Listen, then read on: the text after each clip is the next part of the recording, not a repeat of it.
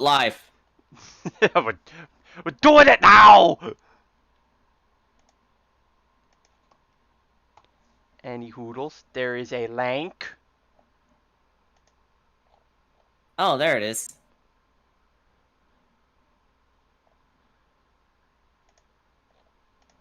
Live. And I see creatures. You do see creatures. Yeah.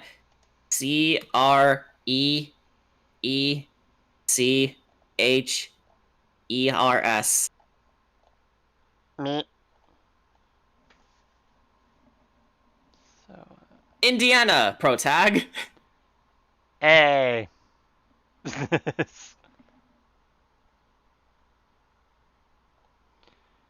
Just gotta put this out towards other peeps. I just gotta find the right channels.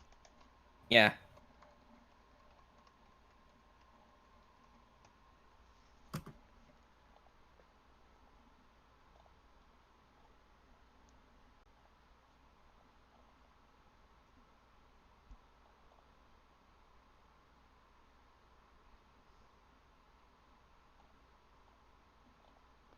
I'm a part of so many groups.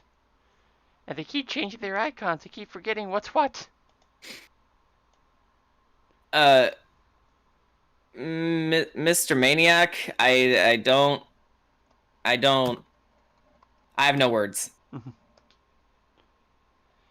I hope I what I hope said what is how you morning in Japanese.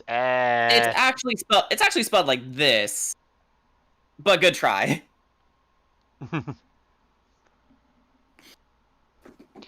An attempt was made, and that's all that matters.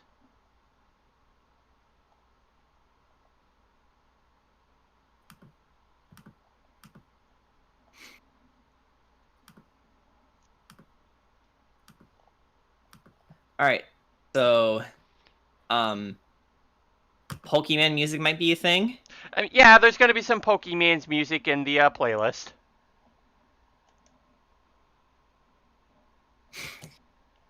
So, what are we doing today? Okay, so hold on. I just gotta post this link in one more place.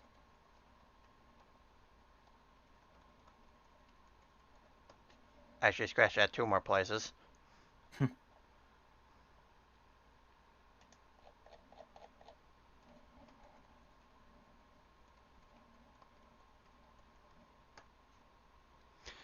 Okay, so this is a self-imposed challenge that I have made for myself that I discussed. I kind of talked about it a bit in the last TCG Suffer stream that I decided to host, and it was the idea of making Pokemon that are based on types that are either not common or don't exist yet. And I've made quite a number of them.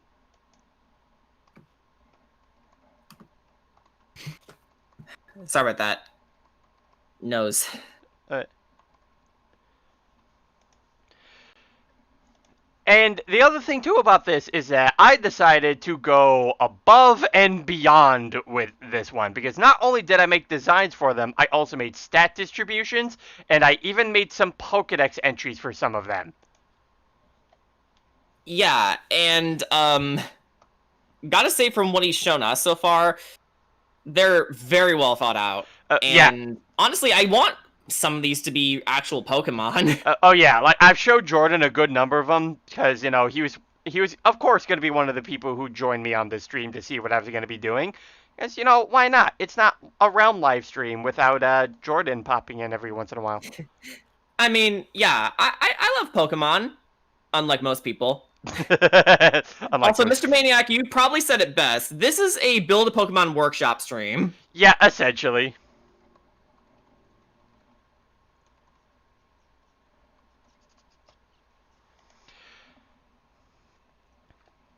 All right. So I I do have a So yeah, I do have the Google Doc in which I have all the Pokemon that I put here, and I'm going to share this with the chat that I'm in, so you guys can follow along with it. Ayo Nintendo, hit him up. All right. Yeah, in So fact, you know what? I'm gonna have this open myself. It says you need access. God damn it. Hold on.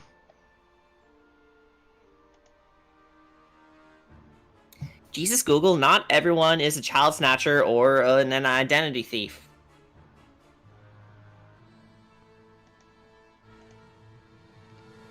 Okay.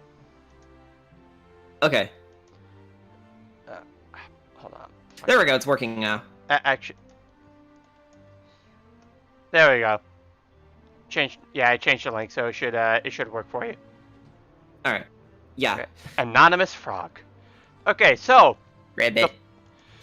this is actually one that I talked about on Ryan's stream when he was streaming Oddworld, where I thought of a water ghost type Pokemon that is essentially pirate themed, because the biggest heap of inspiration being Pirates of the Caribbean inspired me to make ghost pirates. Beware my army of ghostly ghost pirates. Yep. The first form of this being Malik is here. Hey, hi Malik. So the first form of this line being the Scurvywag line. The general design inspiration from this is mostly the Tinkerbats from the Shantae series. Because as you can see, like, they're really tiny, they got really tiny bodies, big heads. The only thing that I really did kind of change was the head shape a little, just so it's not completely like the Tinkerbat. Yeah, honestly, not to mention with the hook hand, it seems visually distinct enough. Yeah. And I also just know, like, when I first talked about this on Ryan's stream, this was the line of Pokemon that got the biggest reaction. Yeah. Yeah. So, you know what? Only makes sense to start out with the boy that people are looking forward to the most. That, and he was just the first one I thought up of, so why not? It's fitting. Yeah. So, as you're doing this, probably to make it lighter on you, whatever Pokemon you're working on right now, should I read their stat distributions and abilities for you? Go right ahead. Okay, so starting off with Scurvywag. Scurvywag. It's a water ghost type, as we mentioned. It has 3 abilities.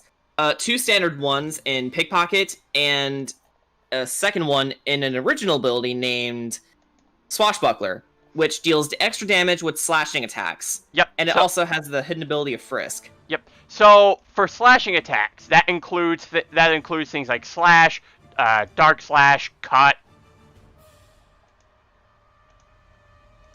And this line will also have access to liquidation. Yeah, so very good to have if this Pokemon ends up being real. Yeah. Honestly, again, I wish most of these Pokemon were real. Okay, so stat distributions. It has an HP of 40, a physical attack of 60, a defense of 30, special attack 40, special defense 30, 75 speed, with a grand total of 275 base stats. Yeah, so like pretty basic to start out with your first stage. Yeah. So it also has 2 Pokedex entries. The first one reads, Scurvywag are born blind, and are only given sight once they are given their bandana and join a crew. And entry 2 says, Scurvywag are given the bandana of sight once they join a crew. However, it is said the bandana is cursed to all who wear it. Yep, so that's the idea of the whole pirate's curse. Yeah. So, how do we evolve it? You evolve Scurvywag into the next form Leviamate by having it level up while it knows the move Curse. Yeah, and Leviamate has the same abilities as its predecessor: Pickpocket, Swashbuckler, and Frisk.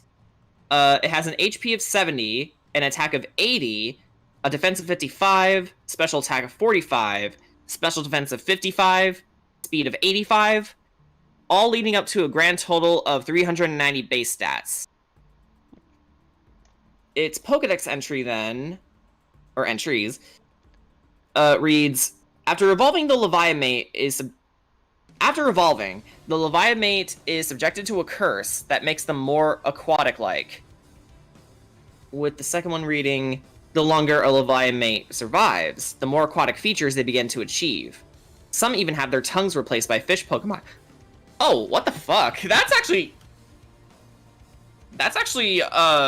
relating to I think some isopods in some oceans act as parasites for some fish. Like, they actually eat the tongue and become their tongue. Yep. Which is fucked up. Yeah.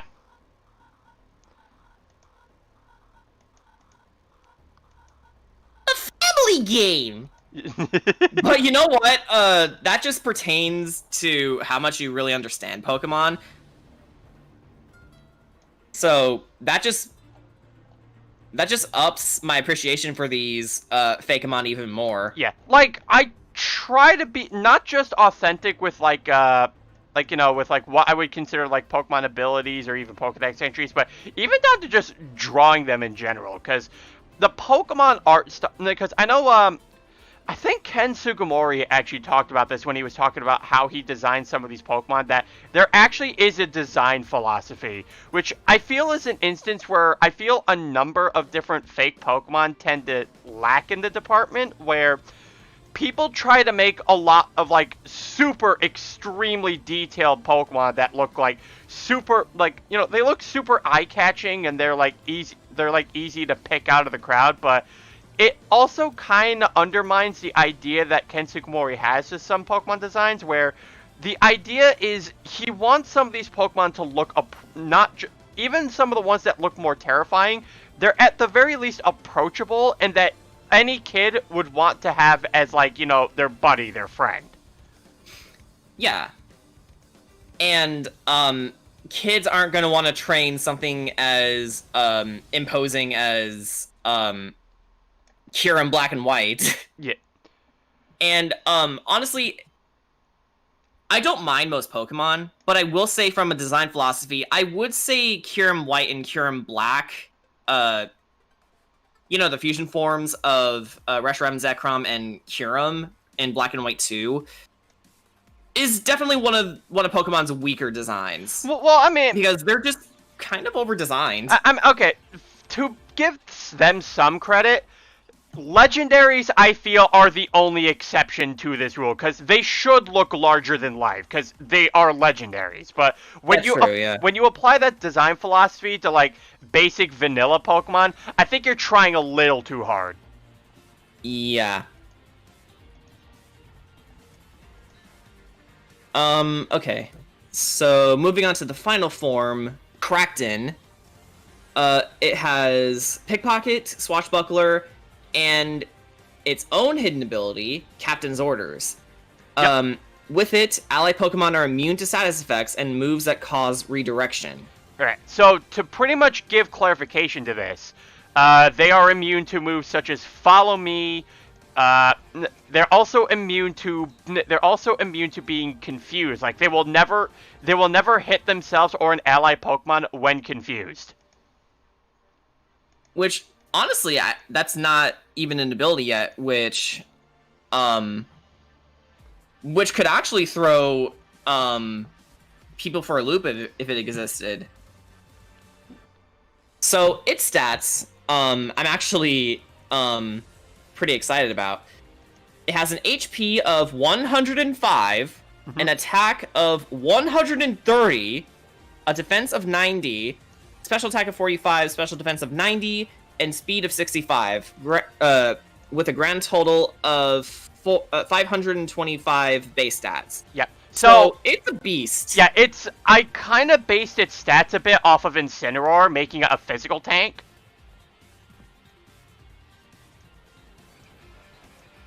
Yeah, the influence is definitely there. Yeah. A good special defense, so if you want one with an assault vest set. Yeah, you could run assault vest on it. You could if you, I also feel like if you also really wanted to, you could opt it to like you could also use for Trick Room and give it a life orb. Yeah. Okay. Pokedex entries. Yeah. Refined Dr. Wally. Pokedex entry 1. Kraken chooses worthy scurvywags to become pirates for their crew, but it's also to influence their curse onto younglings.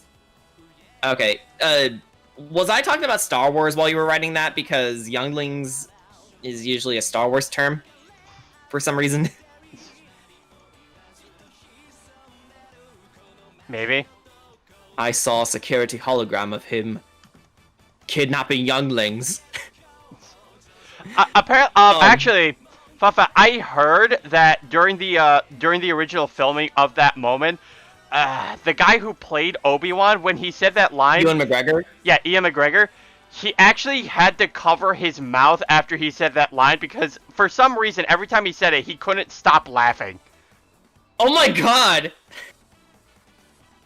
And he was one of the hardest working actors on Star Wars during that time. Yeah, it's just every time he had to say that line, he couldn't control his laughter. So during the final filming, when you see him like put his hand over his mouth, he's trying to cover himself laughing.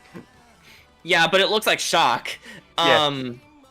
Which honestly a great way to cover that up, but okay, if Ewan McGregor, the actor playing young Obi-Wan Kenobi, is laughing at your script, then you've done fucked up. Okay, entry 2. If Kraken cannot find worthy crew members, they will often search for others to fill in the spot and curse them. Even humans have been influenced by their curse. Drawing inspiration from creepy ghost type entries, I see. Well, I mean, like, it's just appropriate, because, like, you know, they're fucking ghosts. And typical... They are. Yeah, and, you know, I always found, like, the ghost-type Pokedex entries, not just simply, like, you know, telling us the biology of, like, these ghost-type Pokemon, but also to tell a ghost story. Yeah, and ghost-type Pokemon usually have the most extreme entries anyway, so... Yeah. So, one line that can sum up Kraken perfectly is, "Join my crew and postpone the judgment." Yeah, if he is to have a cry, he does have to sound like Davy Jones. Yeah. Like that is not even a subject we debate here. That just has to be the case. I will not accept any other version. It's not opinion. It's fact. Yeah, I will not accept any other version of this. But yeah, like in fact, even like the design of Kraken is very Davy Jones inspired. Like he's even got the tentacle beard and everything. Yeah. By the way, if there were ever animations made for this Pokemon, like I don't know if like Game Freak or the Pokemon Company would actually go like this far with this kind of like attacking animation, but if you were to use like, you know, a long ranged attack with this thing for whatever reason, it actually would have pistols underneath its coat and it would fire them off, and it would have several of them as well, in reference to how the fact that actual historical pirates carried multiple like guns on them at once. Kind of reminds me of how our Artificer Rogue in the Abode, Bakuhatsu, has 7 pistols on him. Yeah. Well, there's actually a reason why pirates do that. Yeah. Yeah, because... so there's actually some historical accuracy behind that. Yeah, so the reason why pirates usually carry, like, a bunch of, like, guns on them is because it was because during the one moment where you were considered the most wide open is when you were trying to reload your weapon. So in order to fix this problem, pirates actually carried multiple different guns, and so instead of having to reload, they just throw the one gun aside and then just pull out the other one and start firing with that one. And the more guns you had as a pirate meant that you had more power. Gotta say, that's pretty smart of them. You know, for a group of marauding criminals. But it's inventiveness and freedom like that draws people towards pirate stories. Yeah. You cheated, pirate. Pirate.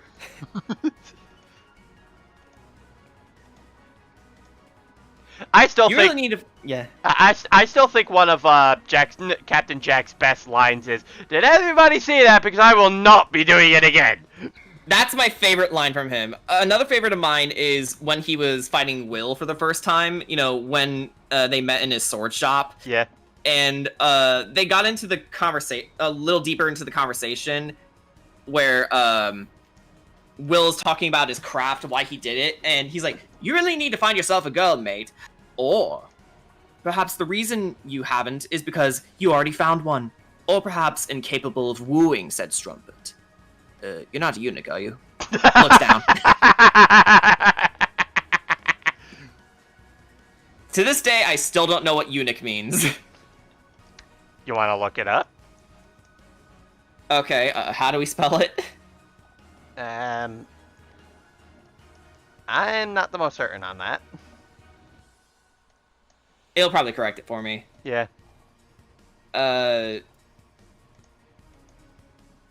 Okay.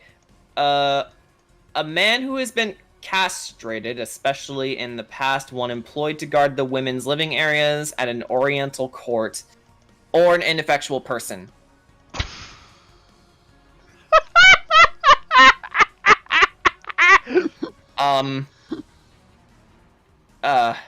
Disney produced this movie.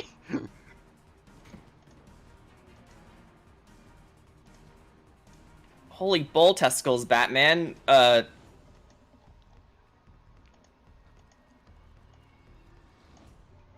head hurts.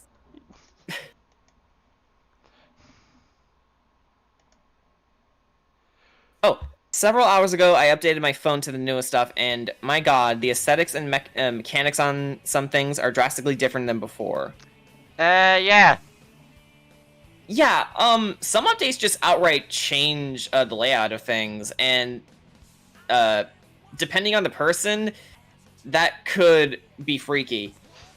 Yeah, it's like, oh, hi, you remember this thing from before? Like, boom. Now it's different. It don't exist anymore. Yep. Also, for any of you probably wondering why I'm not wearing the Deku costume this time, I tried. It's hot. I'm not wearing it.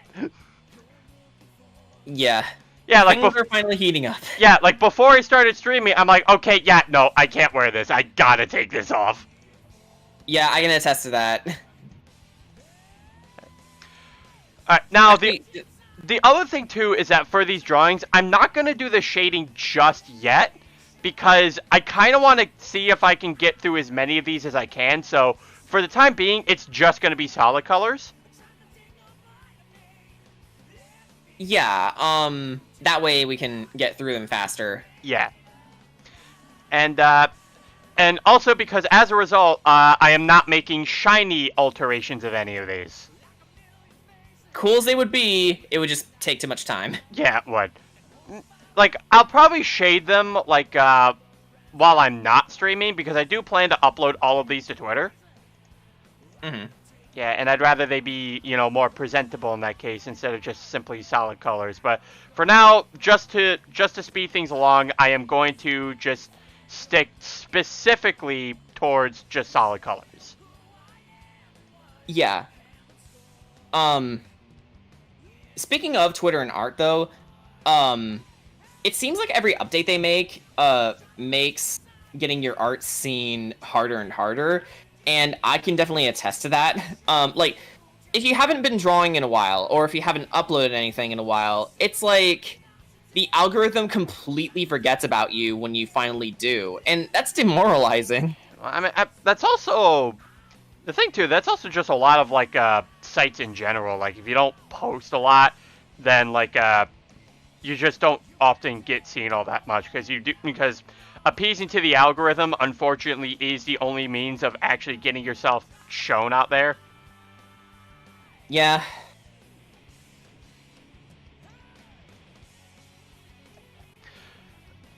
Mr. Maniac says, if you don't mind, I might come up with shiny ideas when you post it to Twitter. I mean, that's fine. And Malik says, I know what you mean, Realm. I'm currently at work, and earlier was cool. A few hours ago, it was blazing hot until it stopped. Yeah.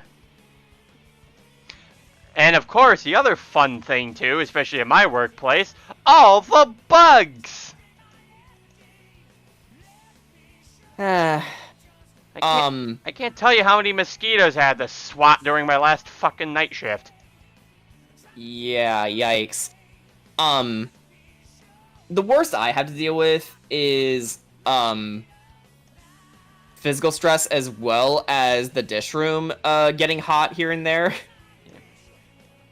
But other than that, it's nothing terrible. Yeah. I mean, and even then, it's like, you know, the kitchen area, like, I just imagine, even on the cold nights, you know, it gets hot, because, you know, you just have ovens running. Yeah, and you have to keep yourself moving. Yeah. One thing I will say about both Leviamate and Kraken is that when they start evolving, they actually do take the appearance of an actual lizard creature known as a basilisk. And I will look up an image of this creature for your viewing pleasure. Yep. And the basilisk is actually a lizard that is known for a very unique feature where it can actually run on water. Yeah, it's amazing to watch. Yeah. It also plays a bit more into like the Davy Jones inspired curse, because if you remember in Pirates of the Caribbean, they're only allowed to go on land like once a year. Yeah. Oh, and looking at National Geographic, basilisks are actually pretty big. They're as big as half of your shin. You'd be surprised or how a quarter of your shin. Yeah, you'd be surprised how big some creatures are once you like put them side by side with a human. Yeah. Tarantulas, for example, being the size of your palm, maybe bigger. Yeah. Also, I learned something about tarantulas. The New World tarantulas are more docile. So you could hold your hand out to them and they will just walk over it. But it's the Old World tarantulas you need to worry about, because not only are they more skittish, they're also a lot more aggressive by nature. Yeah. Not because they're trying to be mean, but they're trying to protect themselves. Yeah. Oh, and some Old World tarantulas hiss. Yeah, tarantulas hiss. It's a process called...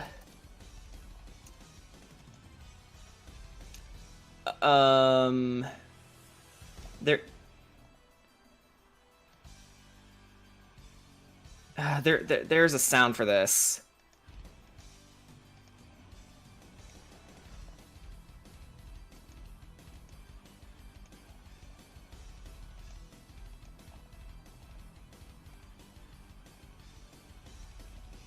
Snicked.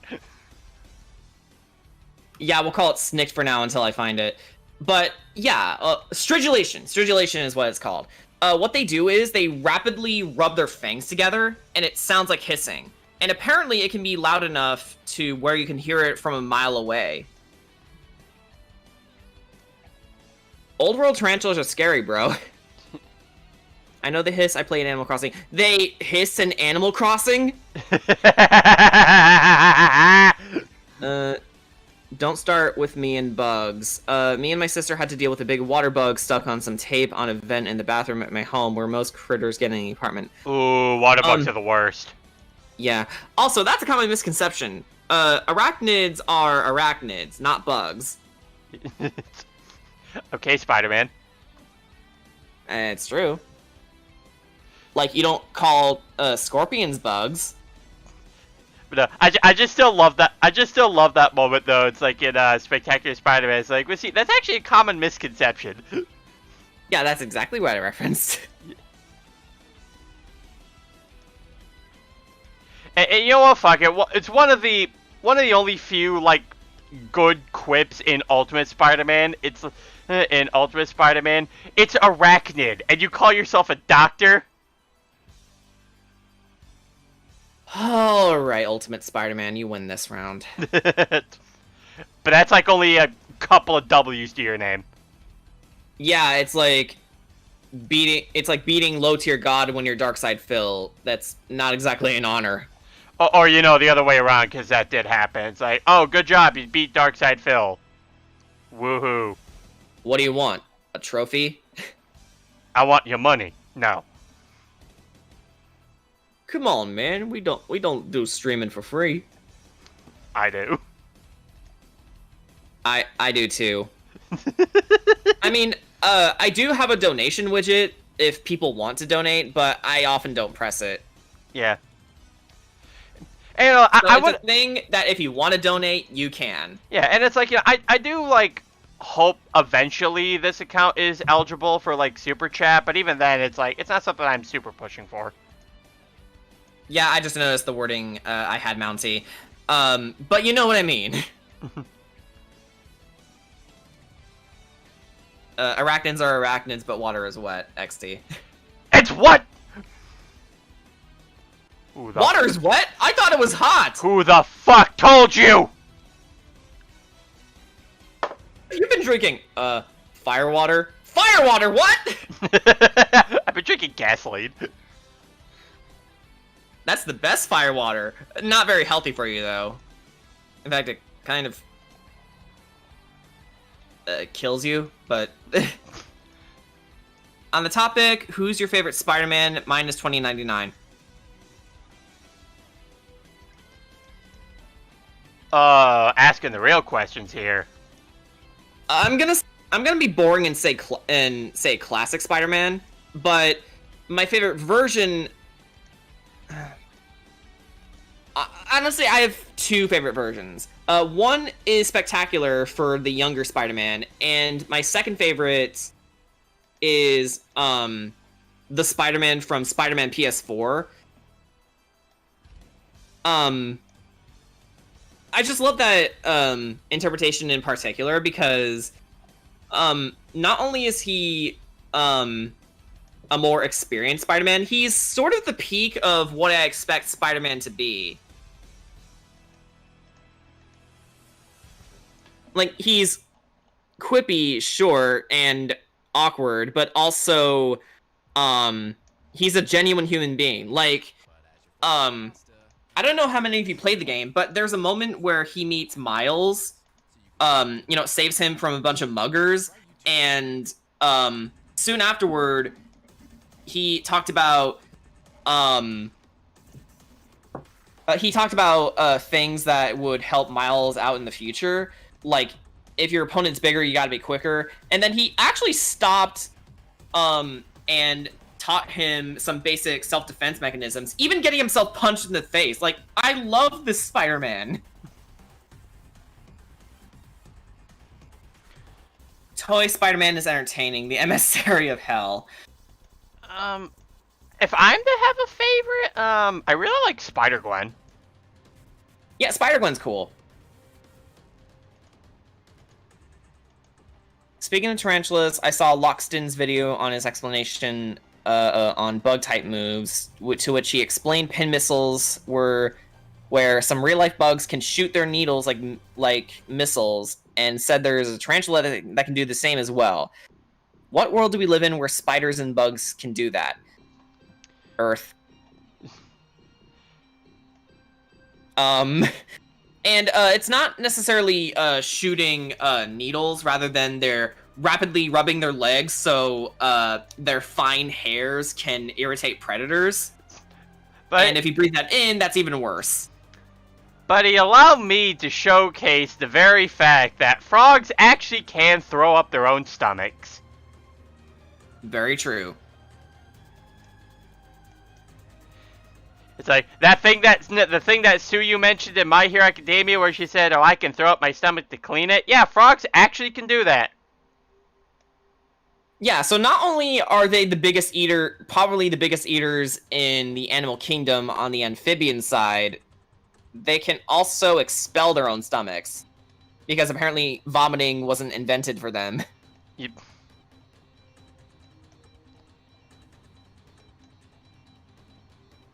Yeah, Malik, look it up. It's real. Yeah, it's a legit thing. Yeah. I mean, the best Spider-Man overall is quite obvious. Spider-Pig. Wait. Spider-Pig does whatever a Spider-Pig does, says Mr. Maniac. Spider-Pig is pretty powerful. Hey, it's not Spider-Pig anymore. He's Harry Plopper. Oink. Simpsons, you fell hard. But no, Spider-Ham is when comparing the Spider-Man in Spider-Verse from sheer versatility, he probably takes the cake just from being a cartoon character. Yeah. Like, he can pull a mallet out of hammer space. You got a problem with cartoons? Amazing line. And very true. Yeah. Animators need more credit and respect. Having studied animation in college, I can definitely attest to that. Those people work hard, man. Yeah. I was just reminded of that one moment from Wander Over Yonder. Yeah, that's actually what I referenced. And it's true, though. Yeah. Man, this animating thing is hard work. People who do this for a living deserve a whole lot more credit and respect. Protag says, I low-key like the Spider-Man from Ultimate and Spectacular, and the one animated series I remember was on Jetix. Are you talking about Spider-Man Unlimited? Because it wasn't created for Jetix specifically, but it was another run of Spider-Man. It's essentially Spider-Man trying to do Batman Beyond, except weird. Yeah. He had a cape. It's also the voice acting debut of Rino Romano as Spider-Man. He voiced him in the PlayStation 1 versions of the Spider-Man games. But in terms of animated roles, that was one of his few jabs at Spider-Man. By the way, I have a question here to, get a little back on topic. I want to ask you guys, what would you possibly, if since we're going on pirate themes here, if we were to give Kraken a signature move that is based off of pirates, what ones do you think could come to mind?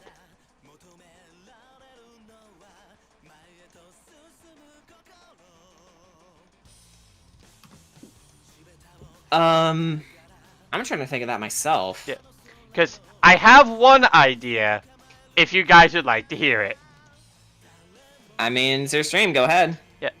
So, the move that I had in mind is Parlay. Parlay? Yes. So, it is a move where Kraken declares Parlay, and it forces the opponent to switch their Pokemon with a new one. Oh shit. Yeah, because for those of you who don't remember, the act of Parlay is that when you are caught in a battle with against pirates and you declare Parlay, they have to stop fighting you and they take you directly to their captain. So the idea is that Kraken declares Parlay, the opponent switches, and the next Pokemon they throw out is essentially the captain who is about to meet the pirate who declared Parlay. Yeah, okay, so, that's a good one. Protag and, Mountie mentioned Basket Blast and Plank Walk. I could see that. Jar of Dirt. No, we're going to put that in. We're putting a jar of dirt in. Yes. Yes. In fact, you know what? No. That one wins. You know what? No. Jar of dirt is a held item. Yes. And, Wild Kraktons have a 5% chance of holding it. What should it do, though? That's a good question. Like, maybe when thrown, it lowers the opponent's accuracy. So it's like sand attack in the form of an item. Probably. But to avoid copyright, we'd probably have to name it something like, Vessel of Sand, or something. Jordan, are you seriously telling me Disney fucking have copyright a goddamn jar of dirt? I mean, if they can copyright Star Wars. Yeah, but like that's a property. Are you seriously telling me that just a regular jar of dirt, something anyone could just make by taking a jar, filling up with dirt, you're telling me that's copyrighted by Disney? Yeah. And oh yeah, Protag, I see. But honestly, Basket Blast sounds just as good. I feel Crackton could learn Sword Stance. Yes, he could. Yeah, it definitely should. It'd be a crime if he couldn't.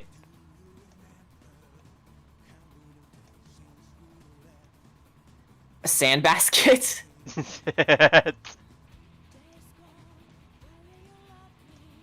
Once using this move, it temporarily becomes a ground type. Oh. No. Whatever it shoots becomes a ground type. Oh my god, that actually sounds devastating when put into practice. It's like, oh, you're a ground type. Yeah, I'm part water. Fuck. Liquidation. Oh, yeah! Oh, what's the difference between Liquidation and Waterfall again? Waterfall has a chance of flinching. And Liquidation... I think... actually, you know what? Hold on.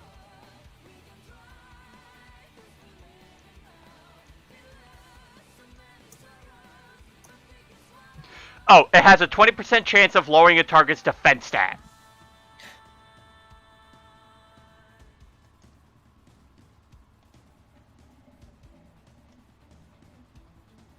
So there is a difference. Yep. They just both have a base power of 85. Yeah.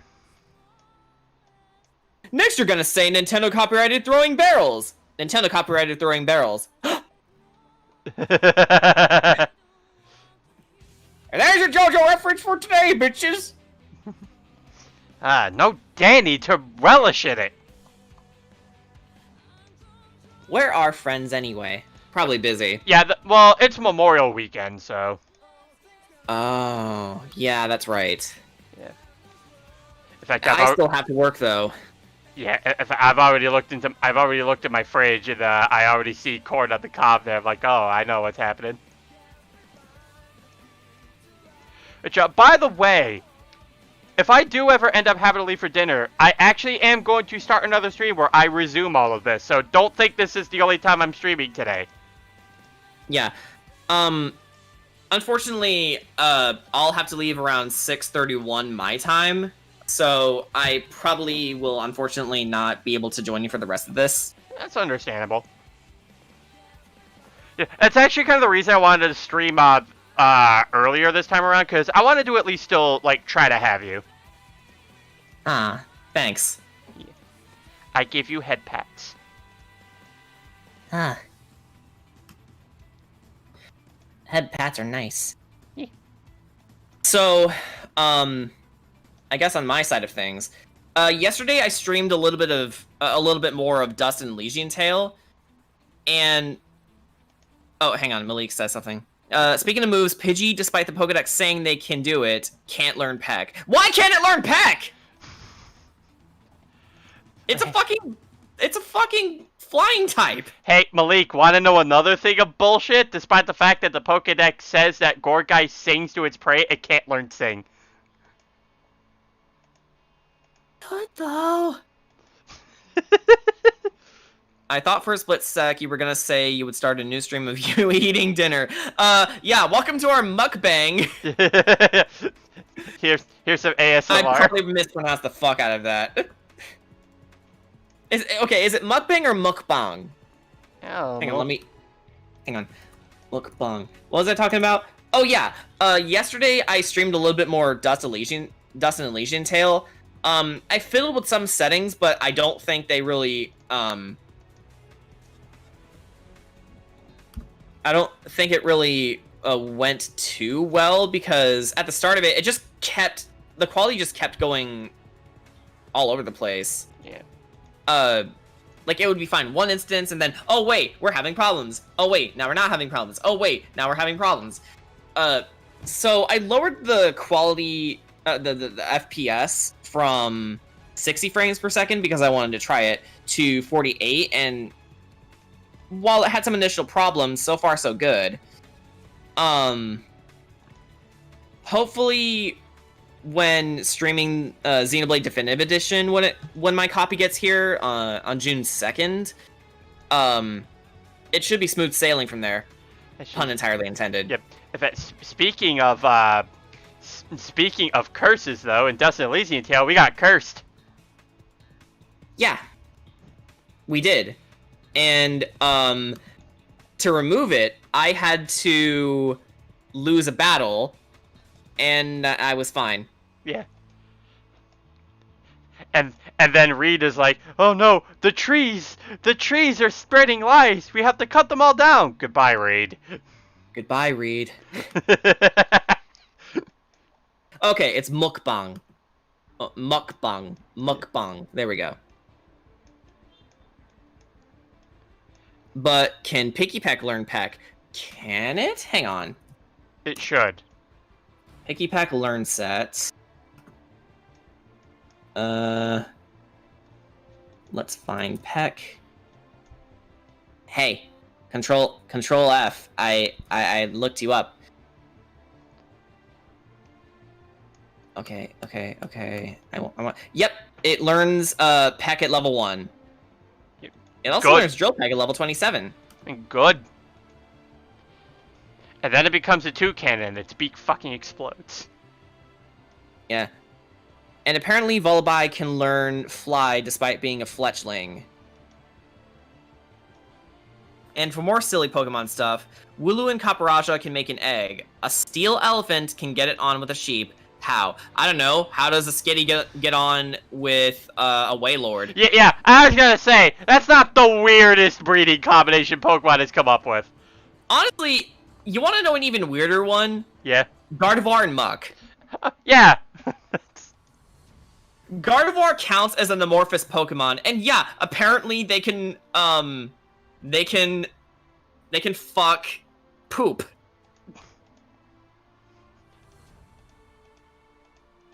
That's what sludge is, people. It's poop. To quote Ken Icarus, I'm not touching that pairing with a 50-foot hard man. Isn't there some tentacle grabbing move that fighting octopus Pokemon has? Maybe Crackton can learn that. Oh, you mean Grapplock signature move? Oh yeah. Oh, what's it called? Hang on, let me look it up.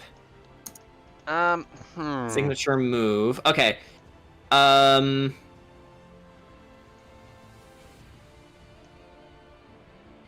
that's not it. Octolock. Yeah, Octolock. I had to think about that one a little, because, like, I'm a bit on the fence. Yeah, because it's a status move, and, with Crackton stats, it's, Well, I mean, the way I set at Crackton up, you know, he can't be a tanky Pokemon. It's just that, I don't know. I think I just have to think about whether or not that would be a move it would have. Yeah, the user locks the target in and prevents it from fleeing. This move also lowers the target's defense and special defense every turn. I mean, it'd certainly be appropriate. Oh, yeah. And yeah, Malik was right. Um,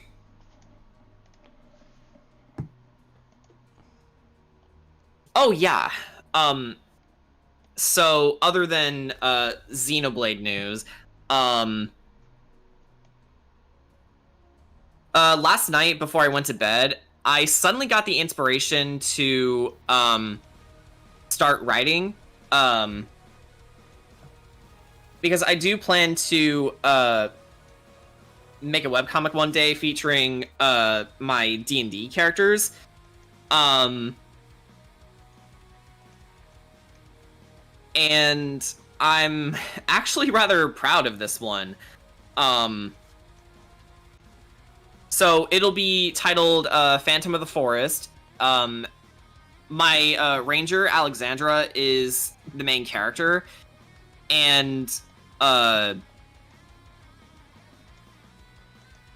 story essentially goes, she's trying to hunt down this devil who showed up one day and not only slaughtered her family, but also cursed her to have yellow eyes.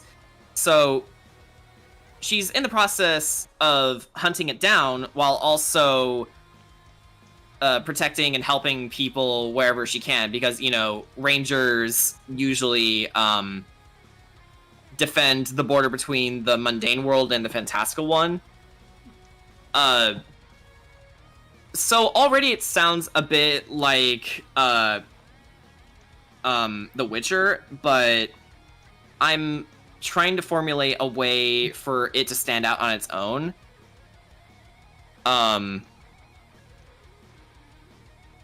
So I finished the first draft of the first chapter in the series, and I'm rather proud of it. Jordan, Pokemon based off a Witcher, what would its type be? Oh shit. Well, Witchers are mutants for one thing. I would say fighting and either psychic or fairy. Although steel is rather promising because, you know, steel for humans, but that would leave silver for monsters. Yeah. I don't know. Fighting is definitely one type they should have.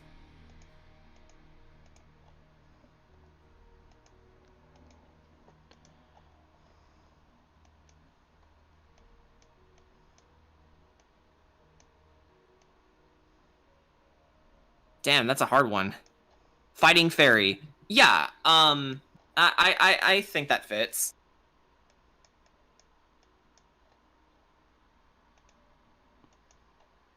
Because, yeah, again, for those of you who don't know what a Witcher is, you've probably seen a man named Geralt of Rivia popping up here and there. And he is essentially a man who, in his youth, while training to be a Witcher at Kaer Morhen, the fortress of the School of the Wolf, he was subjected to a series of potions called the Trial of the Grasses, and whichever young boy survives the process, they get their entire body restructured. The survival rate is low, but once they do persevere, they gain superhuman strength and stamina, enhanced senses, cat's eyes, and a better metabolism, and a higher tolerance of potions, since potions in the Witcher universe are highly toxic to humans, but to Witchers, yeah, it hurts when they feel its effects, but they can gain additional traits from the potions they consume. Oh, Leafeon says, shiny idea for this or its final evolution. Red or black skin instead of blue as a reference to Barbossa or Blackbeard. Yo, I like the idea for Blackbeard. Yeah, me too. Yeah, especially considering the color I'm about to give Kraken's eyes. Yo, imagine this thing having like black skin and just those piercing eyes just staring into your soul.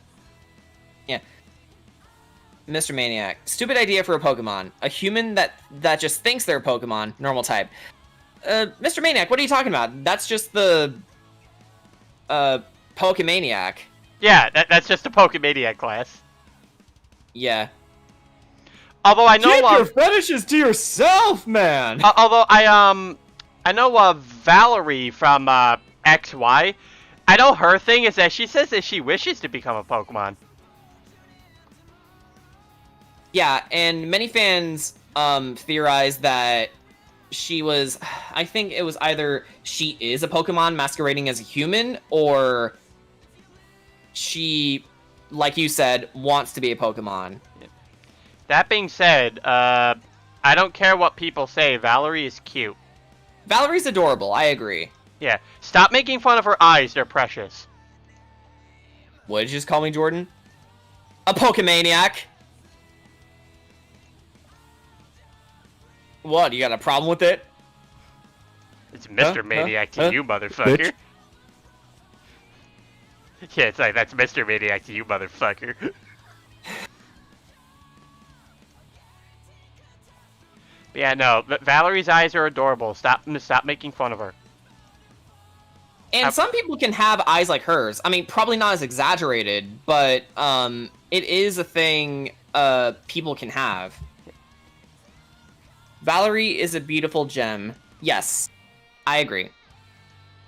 Protag gets it. Yeah. Also, she's from Johto. What's not to love? Valerie? From Johto?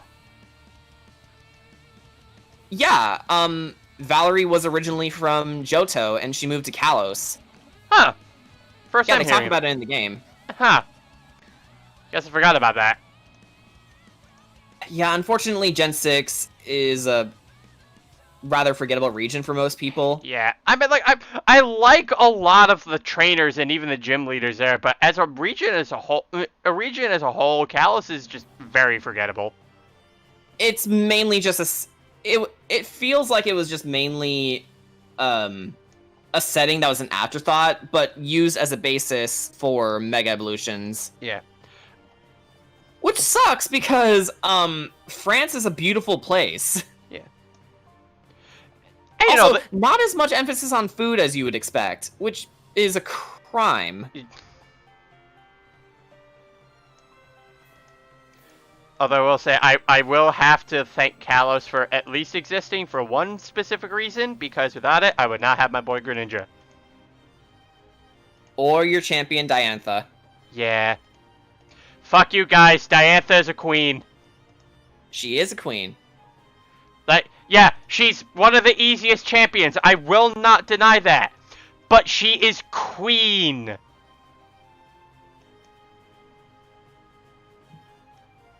Super Crazy Crasher, we're not melee players. What are you talking about?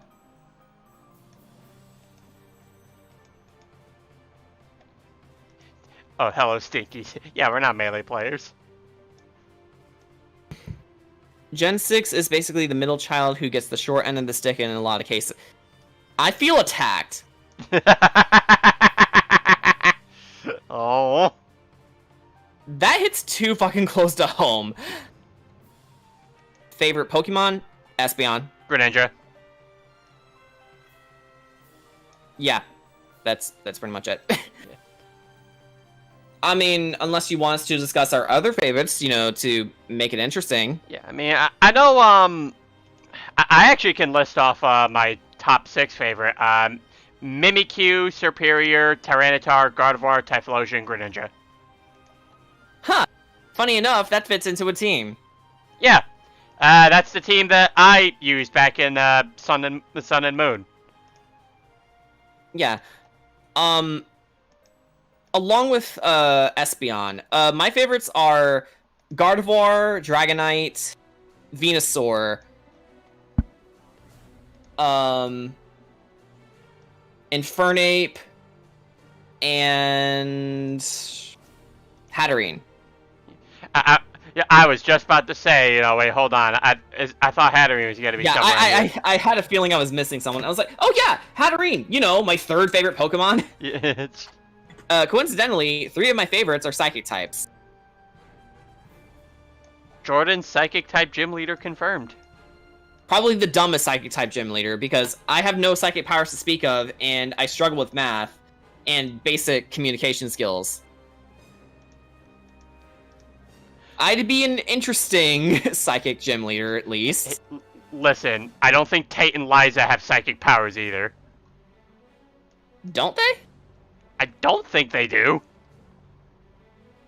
Then how do they do their high five pose and still float in midair? Because artwork.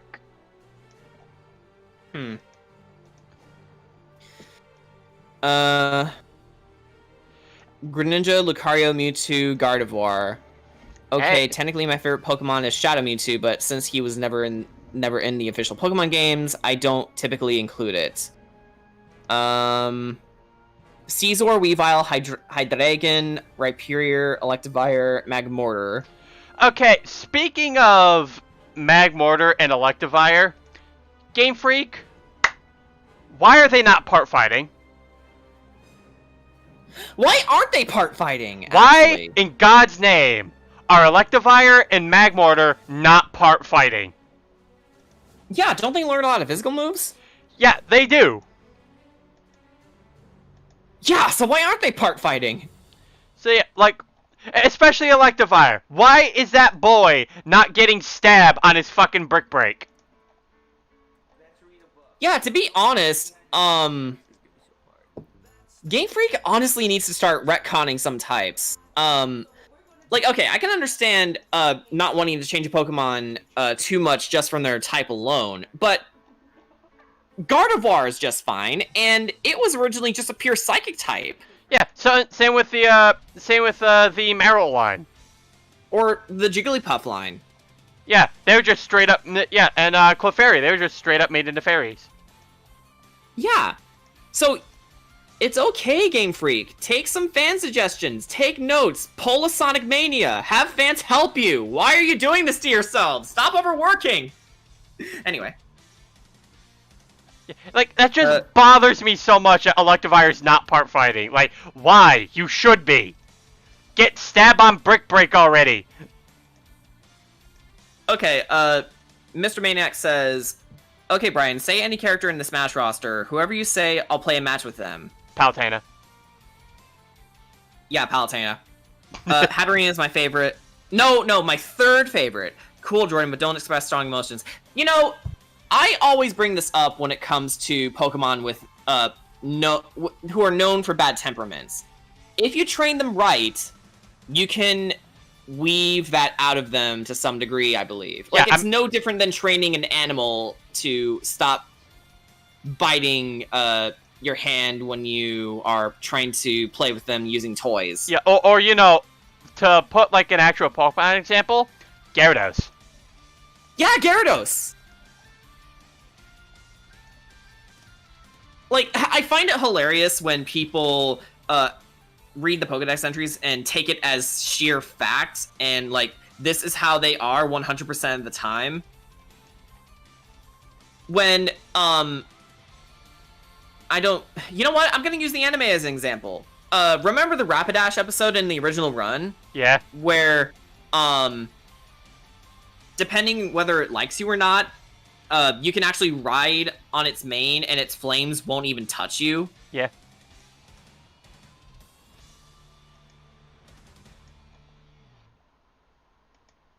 Time to nair like crazy, let's go! Why does Alakazam and Gengar get a Mega Evolution, but I'm a champ? You want Machamp to have a Mega Evolution? What the fuck? I mean, I wouldn't have minded.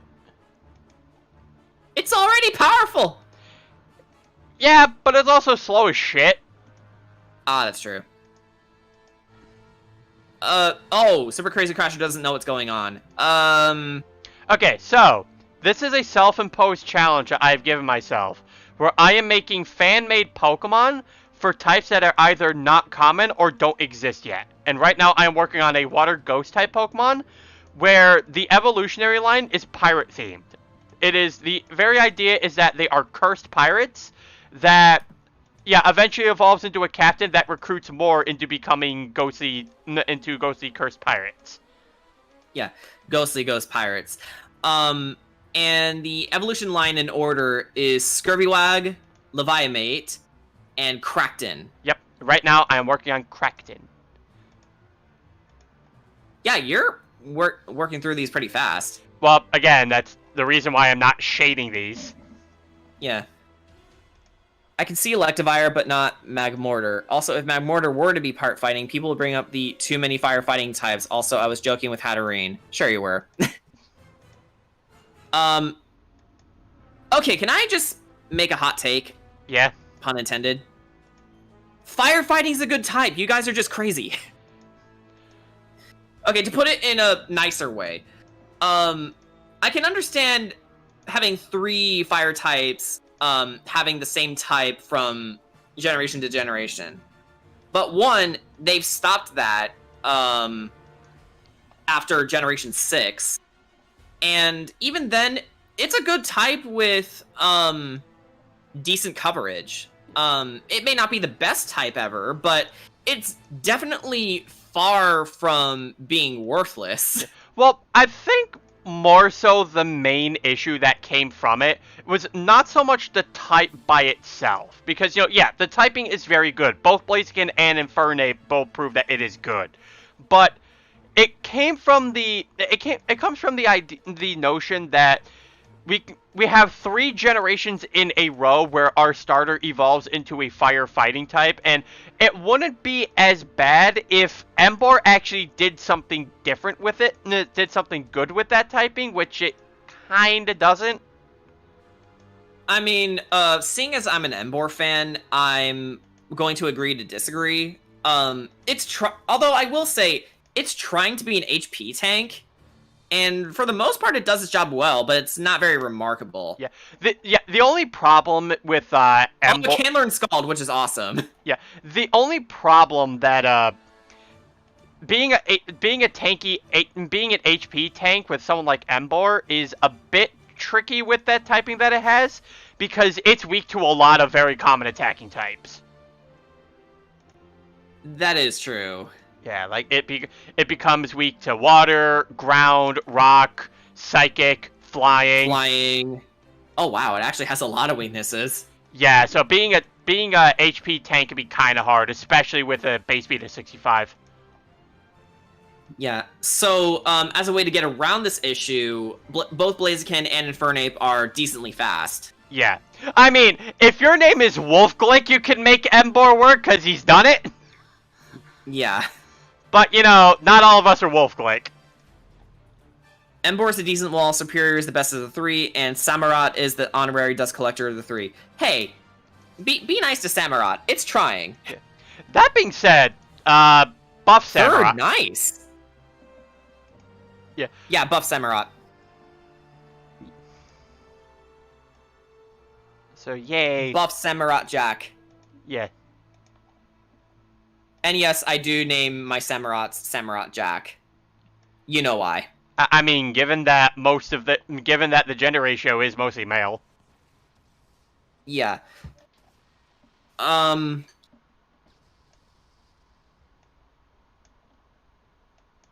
yeah, firefighting is valid. You guys are just mean. Anyway, I'm going to BRB quick. I got to go use restroom. Okay. I will try my best to entertain the audience. Greninja greater than Samurott any day. That's true. 5th gen had the worst starter lineup. Well, that depends on your point of view. Again, I'm not the type of person who really hates any Pokemon, except Ladybug. Fuck Ladybug.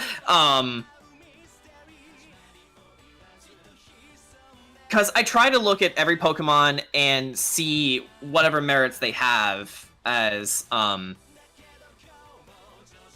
either a species inspired by real life ones or just from how they perform as Pokemon.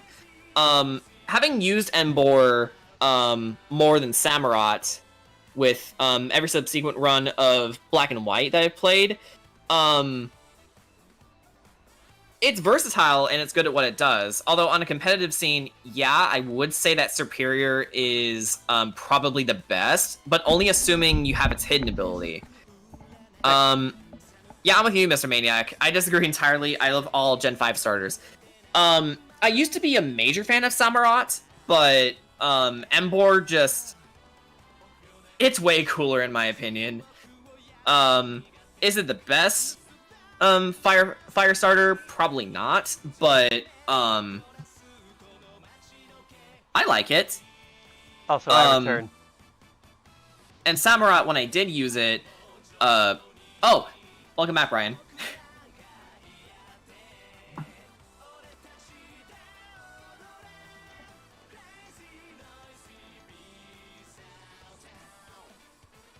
Friend is muted. Oh, there we go. No, you're not. Okay, there we go. Oh yeah, Malik says, fighting resists rock.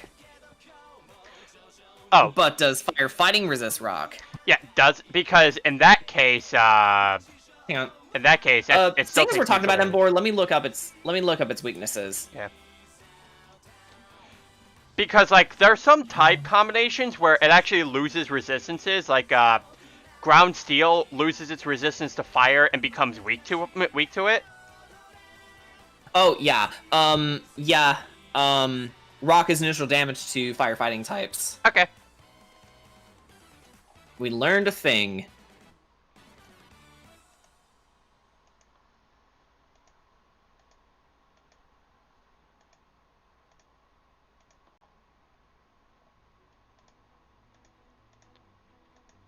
Wait, what? What? Who's Iago Montiel Bambadobo? Oh, we got a spammer. Hello, Iago. Go away. Should I kick them? They seem to have stopped, so... Okay. A problem with your daughter? Yeah. Oh, there's a big surprise! Ah, that hurt! Okay, see you, Malik. Yeah, bye, Malik. Right. So, hello, man? Hello. So, more quotable Captain Jack Sparrow lines go. Huh?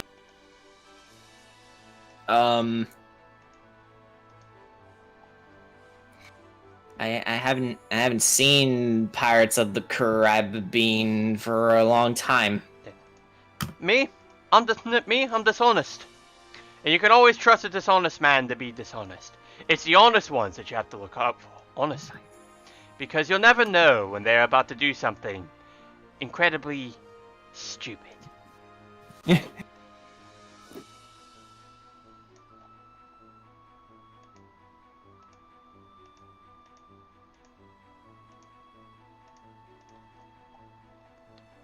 You're mad. What are you doing?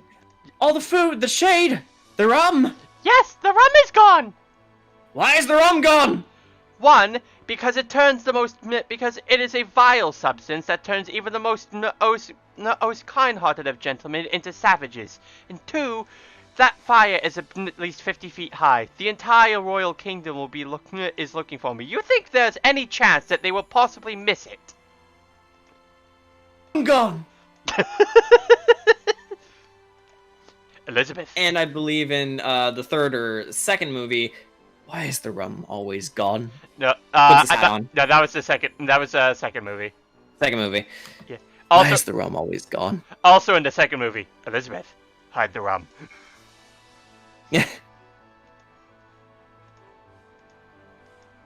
Oh, Super Crazy Crasher says, I remember I had an idea for a Pokemon game with a couple friends. The region was based on Pangea, and everything was based on mythology. Gyms aren't decided by type, but respective mythologies. One gym has Greek-based Pokemon, another has Norse, another has Egyptian, and so on. The Pokemon League is on a Valhalla Olympus-like area. I'm kind of proud of the idea, to be honest. Yeah, it sounds pretty cool. That does sound like a neat idea.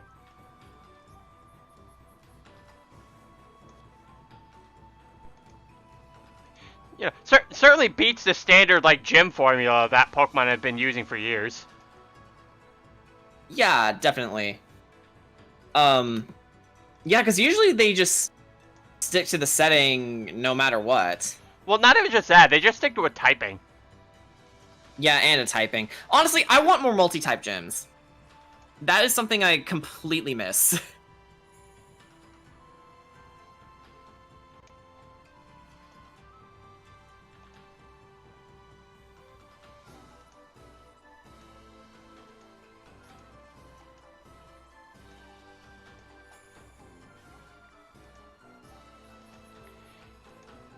You know that feeling you get when you're looking off of a high place and you have the sudden urge to jump? I'm not having it. Yeah.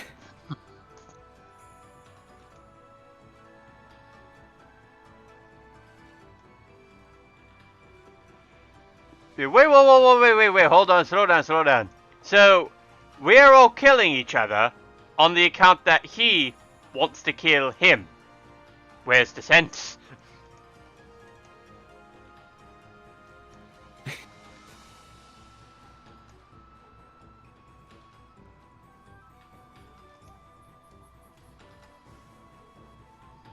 I like the idea of Pokemon gang being legit pirates. They'd be neat if you ask me. You know what? Yeah.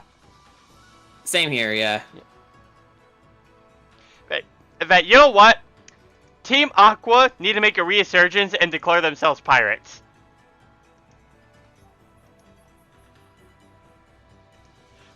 Archie, like, let's not lie here. Archie would make for a pretty badass pirate. Yeah, I can totally see that. Plus, we need more of an excuse to have the recent design of Shelly back, because new Shelly is hot. New Shelly is best Shelly. Yeah. Oh, Super Crazy Crasher added to their idea. The champion battle is a double battle against a husband and wife based on Emir and Gaia. The evil team, Team Horizon, is Lovecraftian Cthulhu mytho-based. We will be recognized. Heh.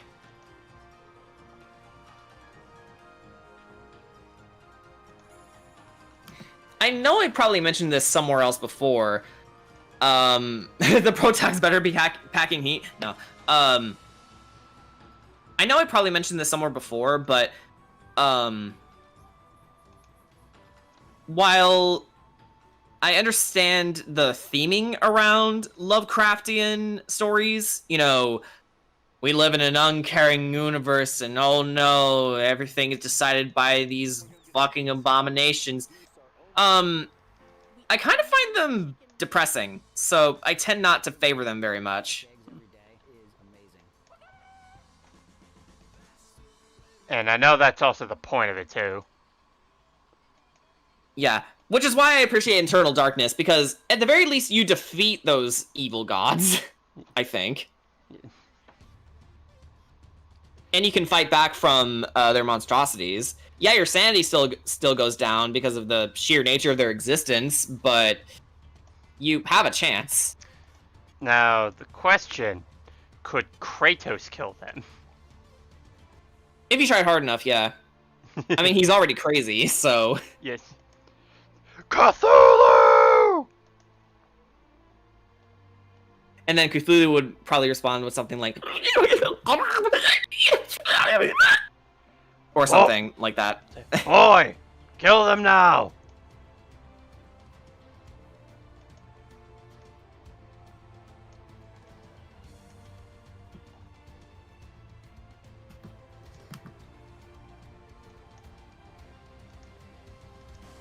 Like, you know what? After they're done with Norse mythology, that's where God of War needs to go for next. We need to have Kratos killing Cthulhu. Yeah.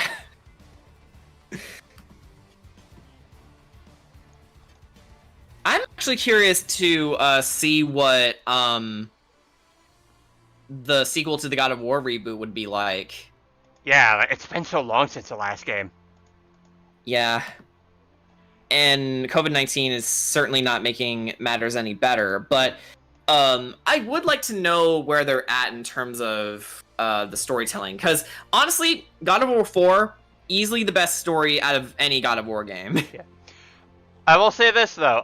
Guys, do not pull a Naughty Dog on us. If you need the time to make the game, take the time. We will wait. Yes, I agree.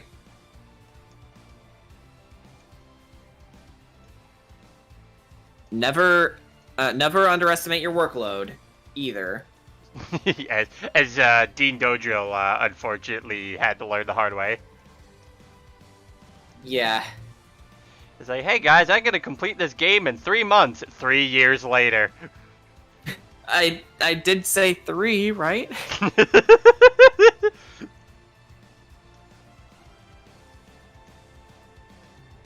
It's like, you did, but on the bright side, at least it came up before Yandere Simulator. Oh, Super Crazy Crasher also said, well, the name of these myth-based Pokemon games would be Pokemon Myth and Pokemon Legend, with the special version being Pokemon Pantheon. I've even worked out some of the Pokemon for it. Nice.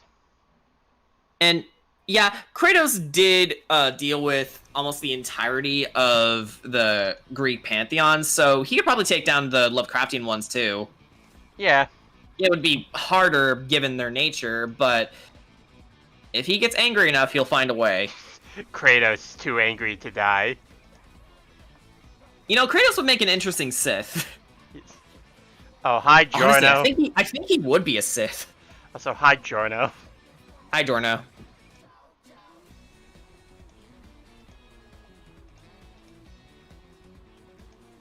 And I think... Sorry, go ahead. Yeah, and also, before you ask where Crackton got the pirate uniform from, don't think about it.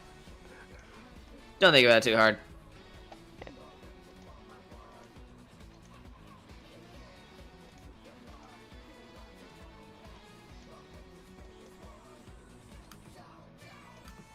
Who here heard of... What happened? I have a feeling I know what you're talking about. Is it that one YouTube channel that goes over lost media? Yeah. Because I think they did make something on Cubics. Hang on. I might be thinking of something else. Yeah. Cubics.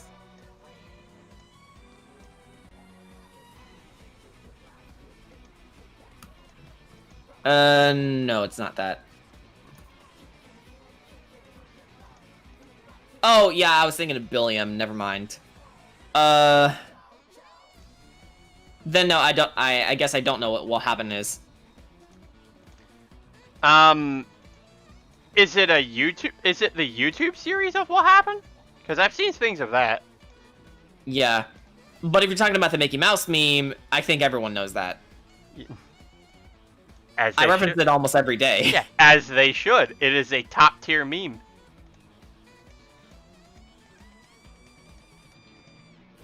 I'm sure Knuckles would even approve of it too. Yeah. Goblin Slayer, Doom Guy, Kratos, all shaking hands, literally too angry to die. I would say add a Sith to it, but most of them are dead, so never mind. Wait, hold on, Protag Addict. Where's Ryuko Matoi on that list? She should be there as well. For she too is too angry to die. Oh, and the Hulk. Oh, and Asura. Okay, no, cause yeah, Jordan, there's a moment in Kill la Kill where when the Ryuko actually does fight her mother, Kage, fuck, I'm forgetting her name. Yeah. Ragio. Like she goes to fight her mother, Ragio. She actually slices Ryuko in half, but she comes back in one piece. Like how you use Power Slash on Okami enemies and then they just reform? Yeah, like she just sticks herself back together. She's perfectly fine. Huh. Like because the reasoning behind it, of course, like because there's a reason behind it. Because Ryuko was subjected to life fiber experimentation, so her body can't be killed by natural means. The only way that she can be killed is she needs to be decapitated in a very specific way. But so unless you do that, Ryuko will just never die.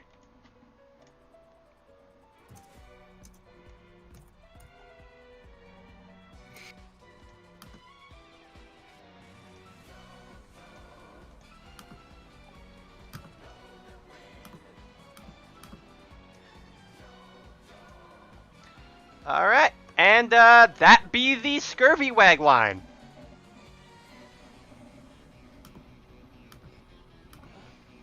Ooh. Yep. Again, not shaded. I'll do that later because I just want to give a move on to things. Now, I would go on to the next one, but since I have Jordan here, I want to do this for him because I showed him this Pokemon. He immediately fell in love with them. Hold on. I just need to make sure I'm going to be clicking on the right file before I bring it up. Right.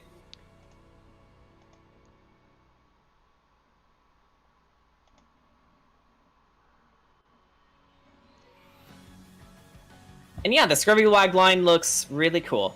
Yeah. We got ourselves our pirates. Pirates.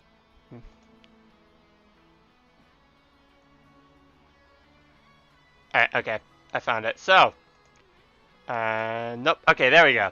The next line we're going to be doing is the Fabraghost line! Yay! So yeah, I showed this line to Jordan. He immediately fell in love with them. Not just from the stat distributions, but also just from the concept. It's a sheet ghost! Yeah, normal ghost. Malik, this is the type you suggested to me. So, bedsheet ghosts. Okay, I guess we can, while you're working on them, I can read off the stats and dex entries. Go right ahead. Okay. Actually, give me a second because I found this on Twitter, and my heart. Oh, yes, I retweeted that a moment ago. Really?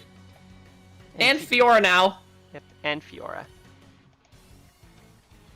But mostly Melly. Okay, starting from the top, normal ghost, that's what this entire family is.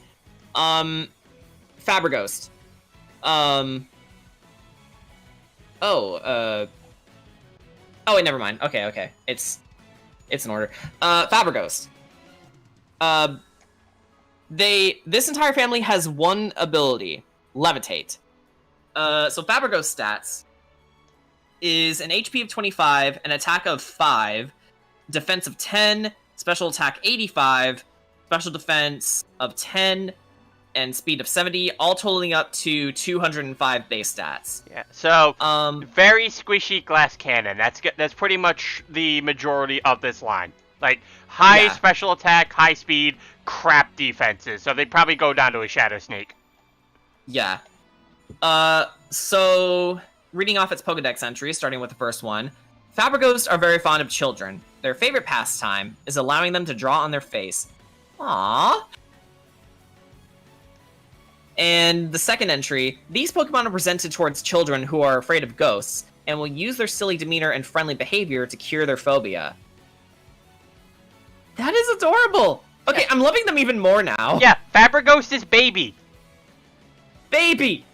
Okay, on to Spirit, its second evolution. Same ability as last time, Levitate. It has an HP of 55, an attack of 30, defense of 45, special attack of 100, special defense of 45, speed of 95 for a total of 370. Its first entry reads, after evolving Spirit Kit are more playful pranksters, but will never go as far as to harm their victim. And for the second entry, Spurkit enjoy switching the bed sheets of their trainer, just to spook them in the middle of the night, but become very cuddly afterwards. I love this family! Okay, Contour Geist. Probably my favorite of the entire line. It has an HP of 80, so pretty standard. Attack of 35, defense of 50, special attack of 130, special defense of 50, and speed of 107, all totaling up to 452 total base stats. So its first Pokédex entry reads, what looks like a Contour Geist hugging someone is actually the Pokemon swallowing its prey whole. Okay. Entry number 2. Scientists have yet to understand its anatomy. It's said when anything is devoured, it is sent to another dimension, where they can only see the throat hole they entered from. What happened to the love? I don't like the way you're laughing. I love writing ghost-type Pokédex entries. Yeah, it was going so well in its previous evolutions. What happened? Game Freak, hire me. Oh, well, you might as well call Game Freak out on that too, because Cramorant swallows anything it can get its hands on. That must mean Pokemon is into vor, right? Because that's how it works. They literally made a stomach Pokemon, guys. Yeah, they literally made a stomach Pokemon. Kind of think of it, maybe they are into vor. We mentioned it earlier. Normal ghost. It's a bedsheet ghost. Yeah, it's a bedsheet ghost. I guess I must have blipped out for that one. But, I think, again, just like with Hatterene, you can train bad habits out of Pokemon if you train them early enough. Right. And Leafeon's accusing you of some serious bullshit. Listen, we don't we don't kink shame here. Don't kink shame me! Unless you're a pedophile, then we will kink shame you to high heaven. And we will send you to prison. Yeah.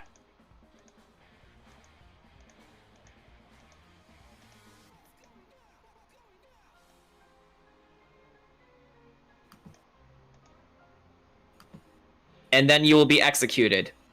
The Alolan / Galarifor would be rock type. I got a rock. So normal rock. Yeah, normal rock. It's Rocky from SpongeBob. Yeah. Actually, is normal rock even a type? Give me a second. I don't think it is.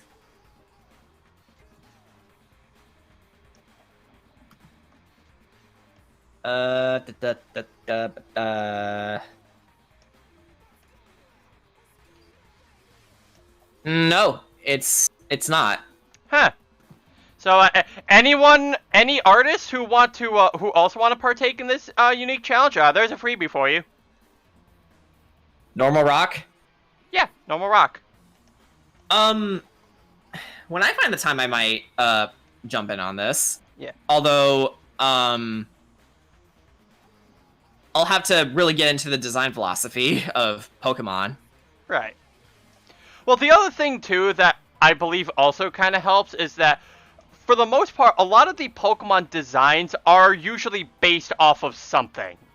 Like, of course here, these guys are based off of bedsheets. Yeah.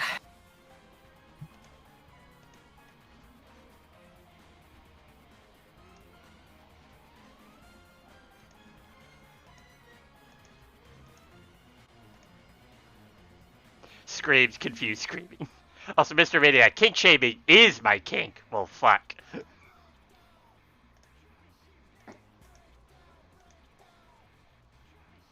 But what if I kink shame your kink of kink shaming? Does that turn you on? Maybe we shouldn't... Maybe we shouldn't get into that. Like, you can be into whatever you're into, but keep it to yourself. Keep your fetishes to yourself, man. Yeah, thanks, Chugga. But yeah, like, part of the idea that I did have, like, with the starting line, and, like, as I would progressively make them, like, yeah, Fabric Ghost, pure, or innocent Babby. Like, they are a very friendly little ghost. But then when they start to evolve, very much like actual, like, human children, they can become a bit more mischievous.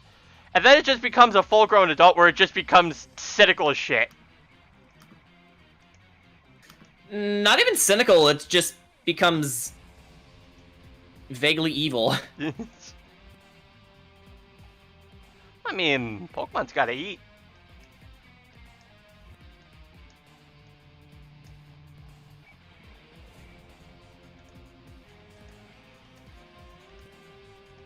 My Contour Geist will be an angel, just like how, my Hatterene Kosaniad is an angel.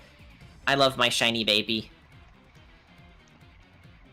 Hey, I have a shiny one too.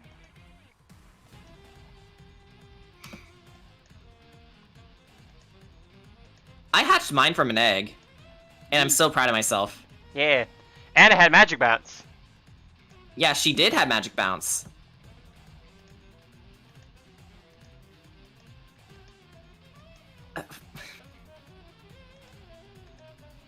Out of context animation, how do I delete you? I don't know. I just scrolled through my dashboard and I saw Nostalgia Critic Ahigao. Reminds me of the one SCP. It's a bed sheet ghost costume. If you put it on over your head and go, ooh, you start floating. Oh, that doesn't sound very harmful. Yeah.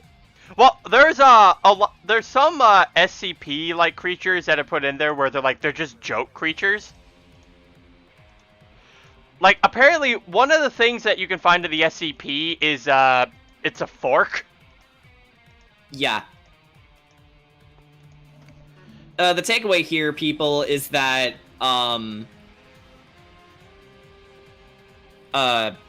you should probably not take the SCP Foundation seriously. Also, but no, seriously, does that last part of the Dex entry of that Pokemon sound like the ability of D4C minus the eating part?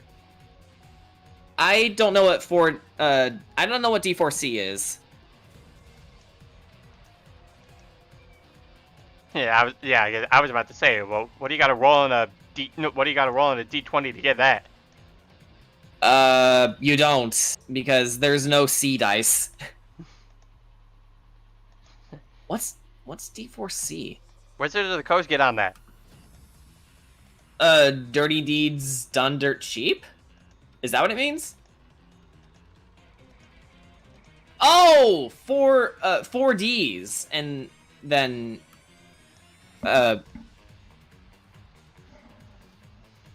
4Ds and then the C for cheap. Okay. Is that a stand reference? Because I'm not at that part of JoJo yet. Oh, Dirty's done dirt cheap. Yeah, that's part 7. Yeah, I'm nowhere near that. And I'm taking a break from JoJo and watching Rurouni Kenshin first. Yeah. Like, I think Giorno can wait. Yeah.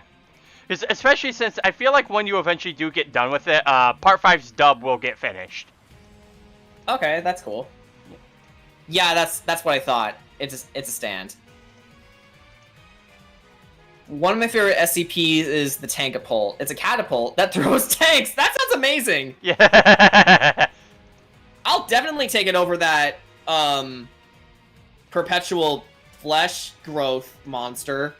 You know, a la Doom Eternal. Yes. Oh, guys, for some reason I've been watching a lot of Doom videos. Like I saw a full playthrough of Doom Eternal, and I'm currently watching the Super Gaming Brothers' run on the Doom 2016 game.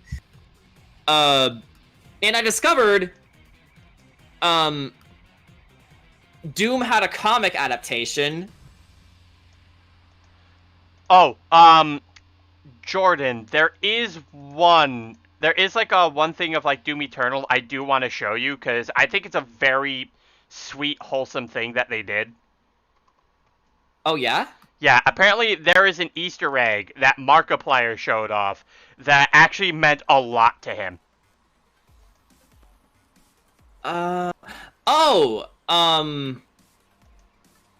Is it something related to his father? Yes. Yeah, I think I do know what you're talking about. I don't know the context though. Here you go, I timestamped it. Oh, here it is. Okay, okay.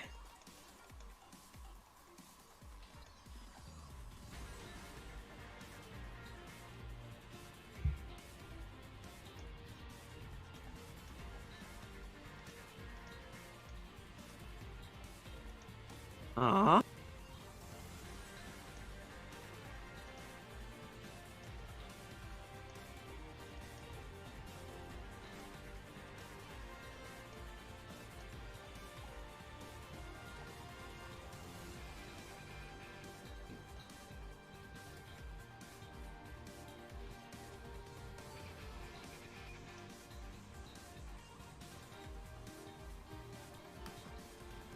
Wow, that's really sweet. Anyway, back to the Doom comic. Yeah. Let me read you a panel from it. Okay. I will do my best impression of what I think Doom Guy should sound like. Huh? Who's that? Who's that? I like what I see! An important looking door. Knock knock, who's there? Me! That's real. Dang. It's so dumb. Okay, let me read another one. It's like, okay. Me! Cyber Demon, big deal! He's slim pickings, rip and tear and ripping, goes into bubble. tear and rip and tear your guts! You are huge! That means you have huge guts! Rip and tear! Also, I am now doing the line art for Contour Geist. Yay! In celebration, I will read more of the idiocy. Oh, okay, I love this one. Who do you suppose left all that radioactive waste down there? And why? Why? Now I'm radioactive. That can't be good. Why can't we find a way to safely dispose of radioactive waste and protect the environment? Even if I personally stop this alien invasion, what kind of planet will we be living our children? And our children's children? And, oh, the humanity! Are there fucking environmentalist messages in my goddamn Doom comic?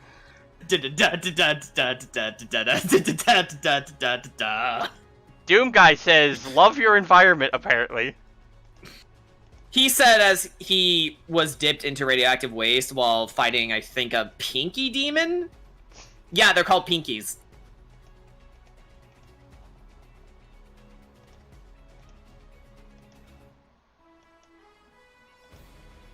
Chainsaw, the great communicator! Allow me to communicate to you my desire to have your guns! Come here, boys! I got something to say! Slices all three of their heads off. Okay, I think I'm done for now. That was the most Butch voice I have ever done. I just imagine that, like, you know, he starts talking about, like, oh, allow me to communicate with my chainsaw, like Leon Kennedy. Oh no, not this shit again. Better try a new trick, because that one's getting old. How is my throat not destroyed?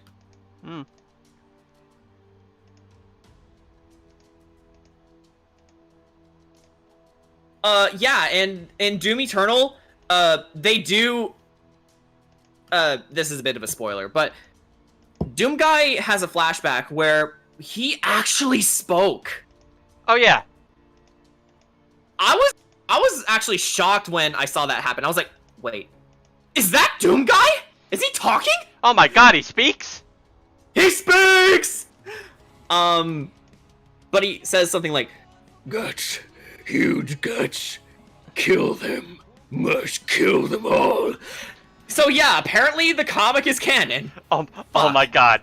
Leafy on live. Contour Guy's G-Max entry. It no longer feeds on children, and instead feasts on those with malicious intent towards the young to give them an eternal punishment. You know what? I'm okay with that.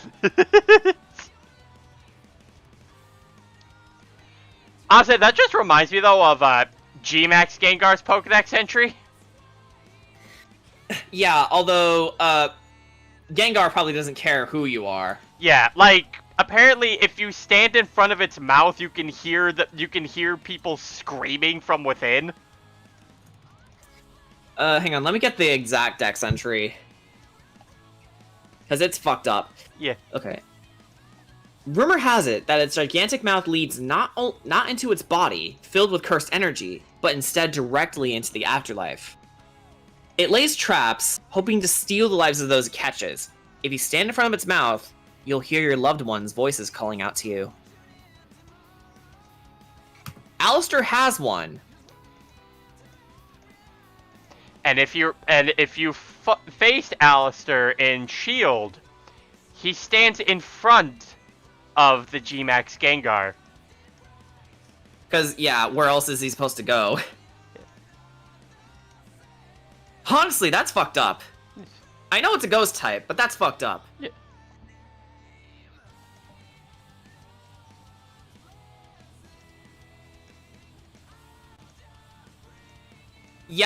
Yeah, Mr. Maniac, that's the best reaction you could possibly have to that. That's a carnival stall I don't want to go into. Hey. Yeah, the chat is horrified. Yeah. Hey, Boba Fett, wanna follow the G-Max Gengar? Don't make me burst you into flames.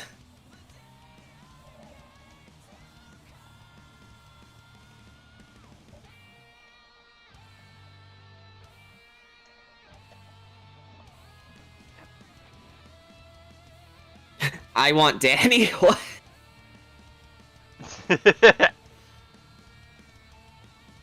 I was gonna check, but nah, looks like Danny's offline. Sorry, Danny can't help you now. You want here? Have a Faberghost. Boba Fett would escape it. If canon's anything to go by, he still hasn't escaped the Sarlacc yet. You know what? I get a laugh when eventually he does escape the pit just to fall back into it. It's like, God damn it!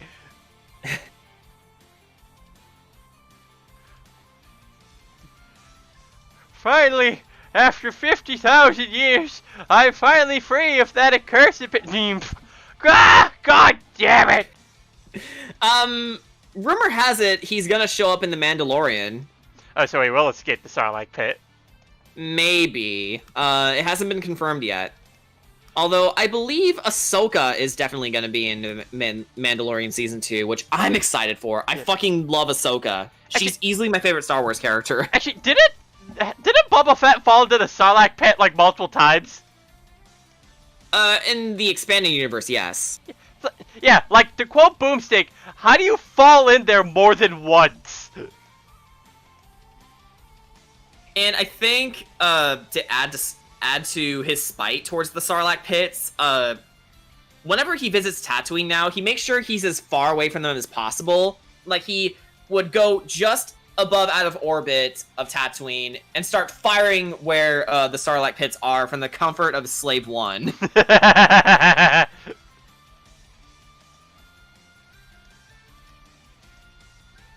Oh, I'm getting a little I'm feeling a little lightheaded now that I did the Doom Guy voice. Holy shit. Doom Guy jumps into G-Max Gengar's mouth to avenge his pet bunny.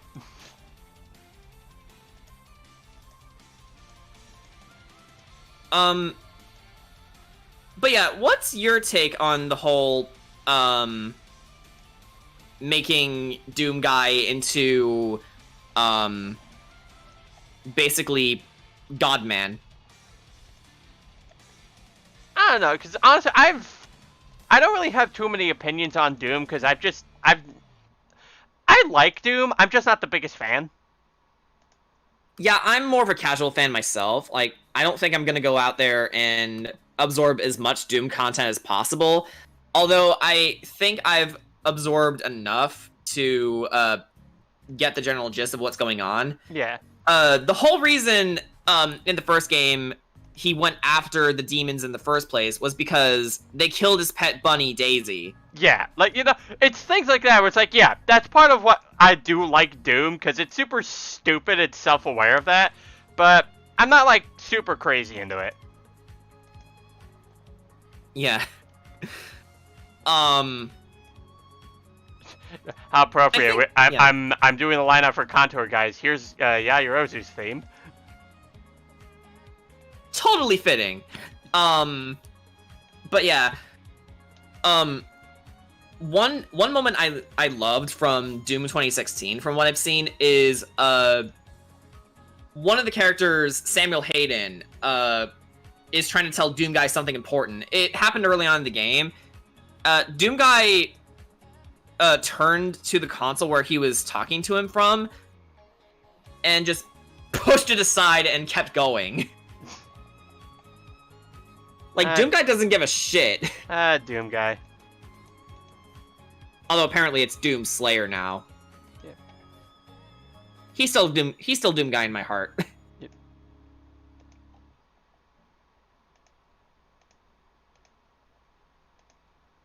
And some people were surprised that that Doom Guy and Doom Slayer are the same person. To me, I wasn't surprised at all, because wow, we finally got Pokemon music. Jesus, what? Yeah, we finally got Pokemon music. Holy fucking shit. Yeah, and it's the Gen 8 gym theme. Oh, fitting, I suppose. You know, it's like, you know, yeah, I know I added some Pokemon music on here. Playlist. Alright, let's try to let's see how long we can go without playing Pokemon music. And they're like, and then they like slip and go, God damn it, Rotom!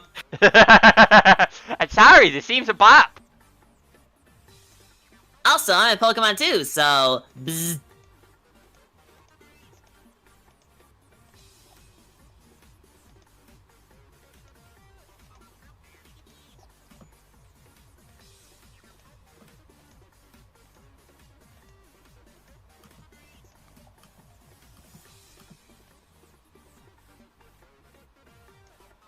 We're almost done with Contour Geist here.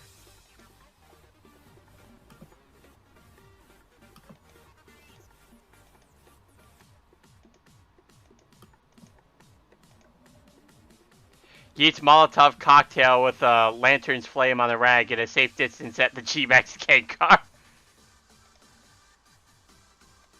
Also, Mr. Maniac offered you a glass of water. Thanks. Yeah. Stay hydrated, guys. What Pokemon would Doom Guy use? Scorbunny. You know why he would? Scorbunny, Bunnery, any bunny-related Pokemon that isn't Lopunny. Yeah. I mean the cute ones. So, probably mostly baby Pokemon that are bunny-based. Oh, yeah, like Bunnelby. Yeah, Bunnelby too.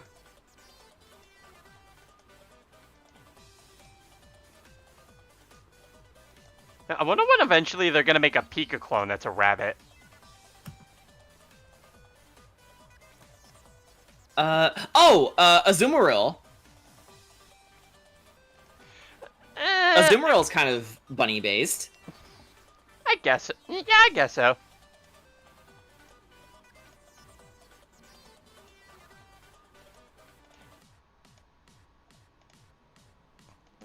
Now we add the colorings, and this will probably be the quickest one to color.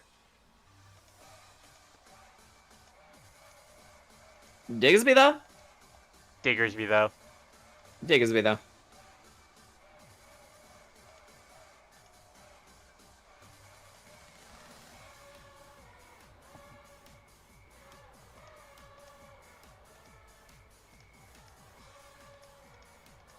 Okay, so the color scheme for this family is probably as simple as it can be. Yeah.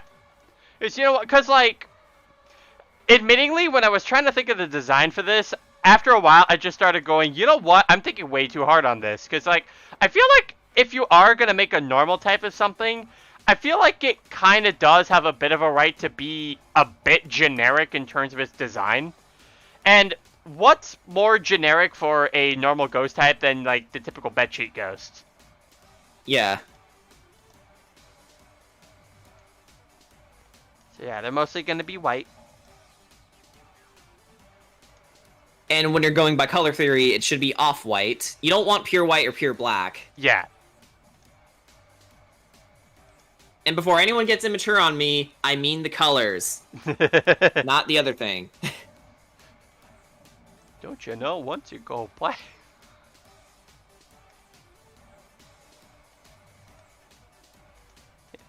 Yeah, the only difference with is Contour Geist here, because it wants to nom. Can I go and contour Geist's mouth? No, why would you do that?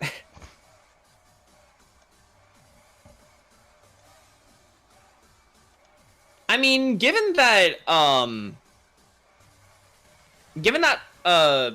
Victory Bell constantly eats James, I don't know, might be a way of it to show its affection.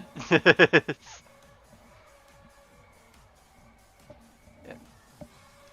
Anywho, wait, actually, no, hold on. I know I was forgetting something here. Okay, Red from Overly Sarcastic Productions just tweeted something. Genuinely can't believe people are complaining about having to wear masks. Masks are the coolest character design element. They make you mysterious. Just accept your identity as a dark and brooding vigilante justice dealer, Karen. And that is the Fabric Ghost line. Oh.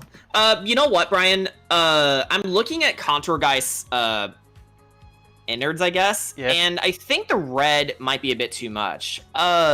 Maybe try a cooler color, like maybe purple? You know what? Yeah. Let's see here. Also, wow, it's playing Yairozu's theme again. Wow. Apparently Yairozu's in Devore.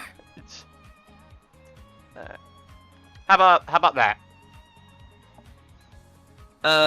Stream delays a thing. Give me a second.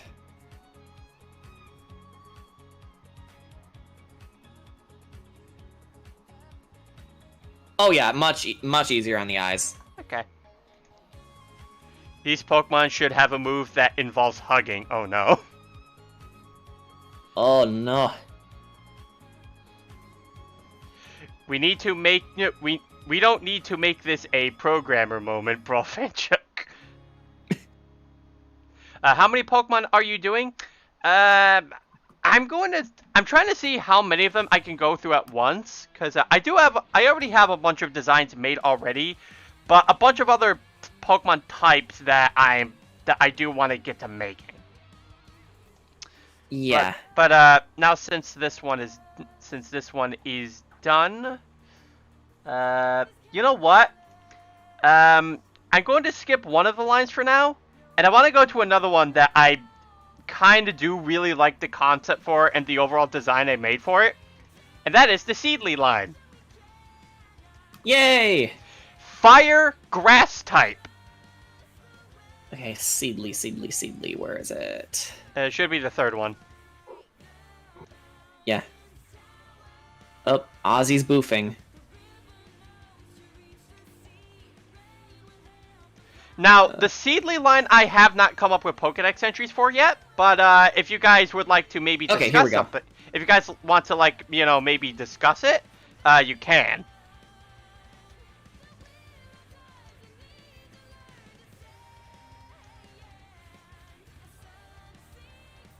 Oh, fans are already, the chat's already coming up with, grapple moves for Contour Geist. Yeah, I saw.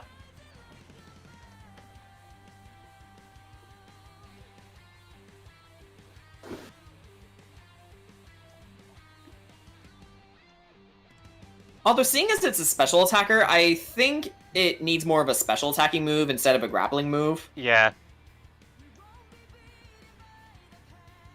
Anyway, Jordan, if you would like to talk about the Seedly line. Yeah, I just wanted a quick look at them first. Okay. So, Seedly. Oh, it says Saply here. Oh, it should be Seedly. Oh. Okay, so Seedly. The entire line is Grass Fire. Except Seedly. Seedly is a pure grass type. Yeah, it's pure grass type. Starts out as pure grass type. Sorry. Its ability is Water Absorb. Its hidden ability is Hydration. It has an HP of 30, an attack of 15, a defense of 20, a special attack of 15, a special defense of 20, a speed of 15, for a total of 115. Yeah. So it evolves by Firestone, and it evolves into Shrubburn. Its ability is Flash Fire, and its hidden ability is Forest Fire. It sets up a large smoke screen for 5 turns that reduces accuracy by 10%. Yep. So essentially, yeah, it's a new weather condition that I added for these guys. Yeah. So its stats in order are an HP of 60, an attack of 50, a defense of 55, a special attack of 70, special defense of 55, a speed of 40 for a total of 330. Yep. And you want to go over the fun fact with those with this line? Yeah. Apparently, Brian made it so that as soon as you evolve Seedly into Shrubburn by Firestone, its happiness goes straight down to 0 because you did kind of set it on fire. Yeah, so, like, ow, what the fuck? I mean, I evolved, but fuck! Okay, on to Pine. Its ability is Flash Fire. Its hidden ability is, Forest Fire. So it has, an HP of 125, an attack of 60, a defense of 95, a special attack of 120, a special defense of 95, a speed of 50, all for a grand total of 545 base stats. And these guys don't seem to have any dex entries yet. Yeah, no, like I said, I didn't think of anything, but if you guys want to discuss them, you can. Also, yeah, Zinnia's theme, here we go. Yay! Bring her back. Please bring her back. I mean, Pokemon Masters is bringing her back. Yeah, but like, bring her back in the main games. Yeah, I agree. I like Zinnia, she's cool. Super Crazy Crasher asks, does Seedly take inspiration from peanuts since they're an ingredient for dynamite? They're what? I just kind of base it off of a random seed. But, you know what? I guess we could say that was maybe an unintentional inspiration? Oh, maybe, its roots here are fuses. Yeah. But yeah, if you guys want to help us create a dex entry for this family, go right ahead. Yeah. I know I showed Heat and Seedly. She loved its designs. I love Seedly. Seedly I can see being a lap Pokemon. Yeah. Yeah, just don't let it near fire. Yeah. Otherwise it may hate you.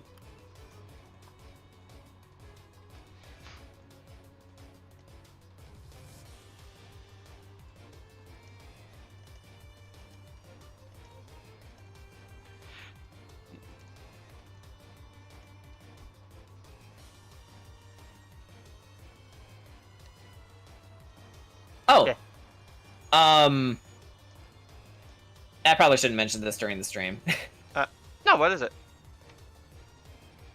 It has something to do with COVID-19 tests. Oh. that apparently there's another type of test other than the nasal one. Oh, by the way, for those of you who did not hear, there is a mystery event going on for a Galarian Mr. Mime with its hidden ability, as well as some apricorn balls.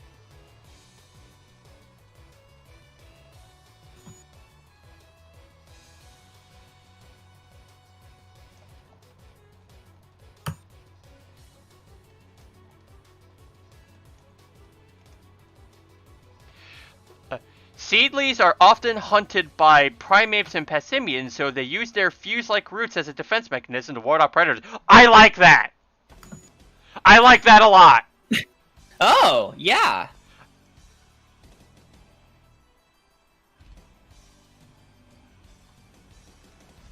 So you know what? That'll be you know what? That's next entry 1. I like that a lot. Okay, yeah. Here, let me. Okay, there we go.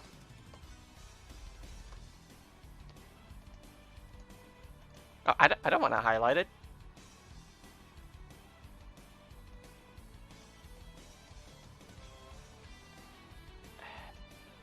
Damn it! How do I get rid of the fucking highlight?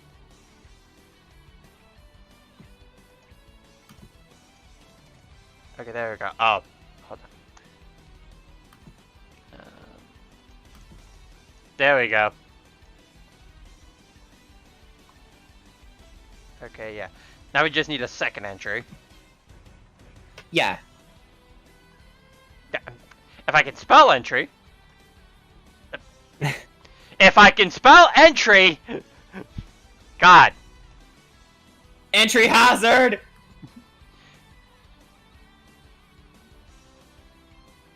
Maybe it starts off as a happy little baby, but due to evolution, it slowly is consumed by, hey, I don't know, just spitballing ideas.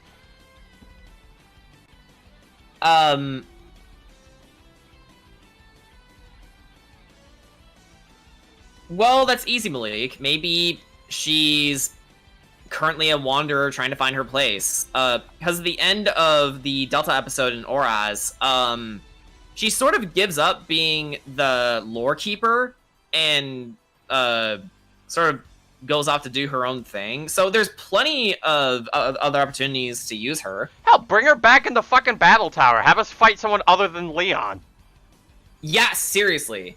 And that Ryu guy in Sun and Moon. What's his name? He's so forgettable. Yeah. Sun and Moon Ryuki. Yeah, Ryuki. You can tell that this guy is definitely a...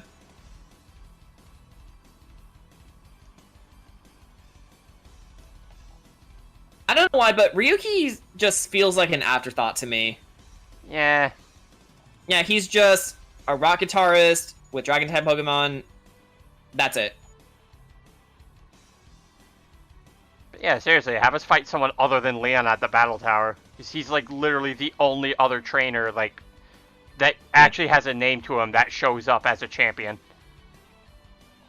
Yeah. And, bye, Crazy Crasher. No. No, Protaivic. Sorry. Yeah.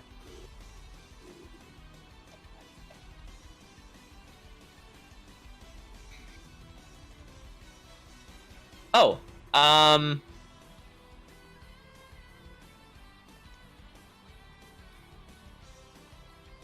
apparently, according to Super Crazy Crasher, peanuts are ground up into glycerol, which is then turned into nitroglycerin.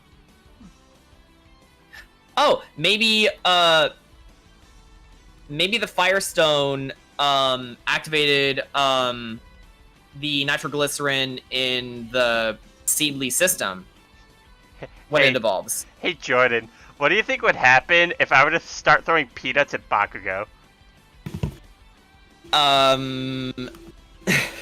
They'd probably explode in his face. And it would be so satisfying to watch. Yeah, like, what the hell are you doing? I hear peanuts explode. You know, knowing him, he'd probably get into the science of how peanuts explode. or really how they're made into explosions. Yeah. You know, we never really get to see the smart side of Bakugo. He usually just yells at people.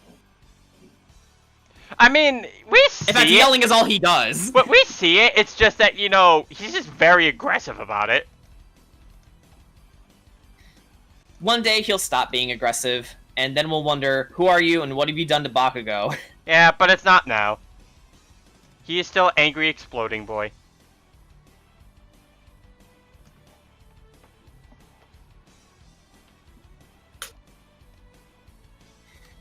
That being said, Bakugo is still my least favorite MHA character. Because, like, yeah, I get why he is the way he is. Doesn't mean I have to like him. It's your least favorite? Wait, so he ranks lower than Mineta? Second least favorite. There you go.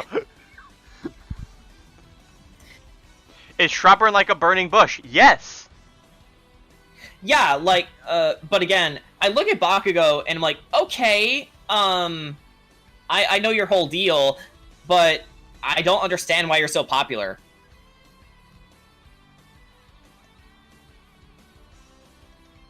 I mean, yeah, his costume is cool, and he's frustratingly awesome to watch, but it's like, it's one of the situations where it's like, knowing how good you are makes me like you even less. Oh, You know? You're gonna hate Saito.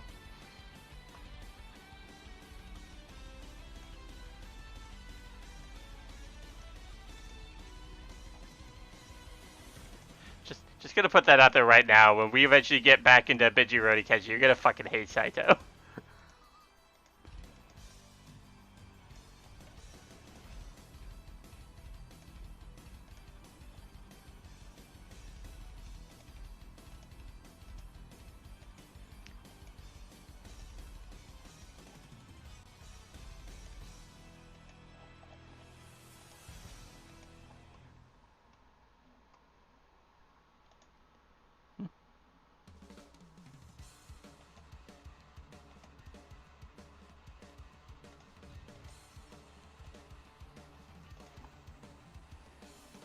Oh, alright, Jordan. Okay. Oh, okay, you're back. That's exactly what Shrubburn is, because you set it on fucking fire. Yeah, yeah. But yeah, no, like, if that's the kind of... If you find characters like that just really frustrated, yeah, when we get to Saito, you're gonna fucking hate him. Oh, after being exposed to much violence by its apex predators, Shrubburn takes a more aggressive approach in fending off its foes. Rather than scaring them away, they actively attack in self-defense. I feel like I could trim that down a bit, because Pokedex entries usually, like, try not to get too wordy, but I like that. Yeah. Although, I think it should still relate back to, it resenting its trainer after it evolved, because, again, you did set it on fire. That can be for, like, a secondary Pokedex entry. Okay, yeah, that's true. Yeah. Because there's a chance that Shrubburns can still happen naturally. Yeah.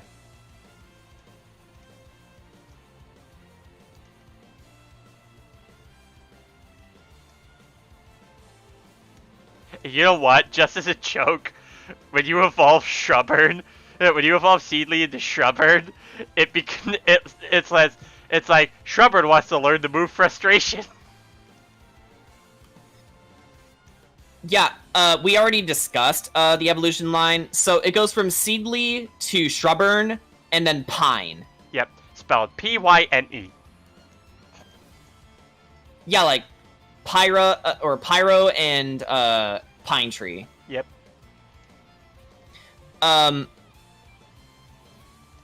Yeah, you mind showing them the designs? Yeah, sure. For a little bit, because apparently they missed it. Okay.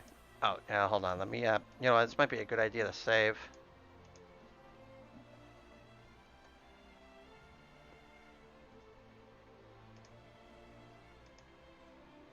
So, yeah, there. It is Topaz.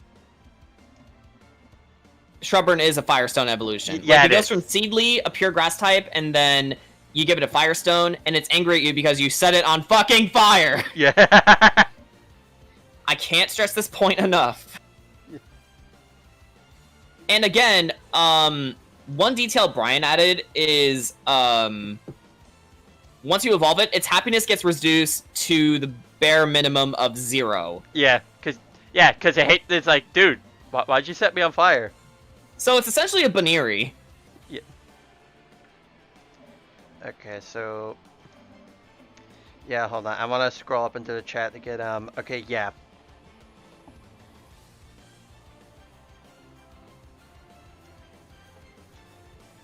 It's Okay, pissed, but when it becomes Pine, it mellows out. Yeah. Okay, so yeah, there we go. Yes, there we go. But I feel like I took that Pokedex entry you suggested for Shrubburn, and I just cut it down a bit. Yeah.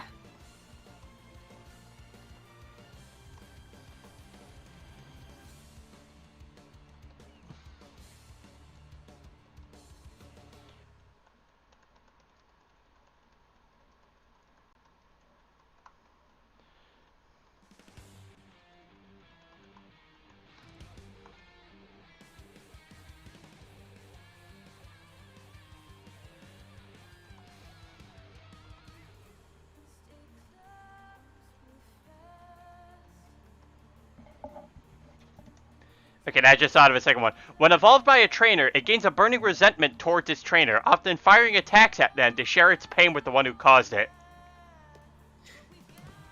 So yeah, Shrubburns aren't exactly nice. Yeah. They have a reason to.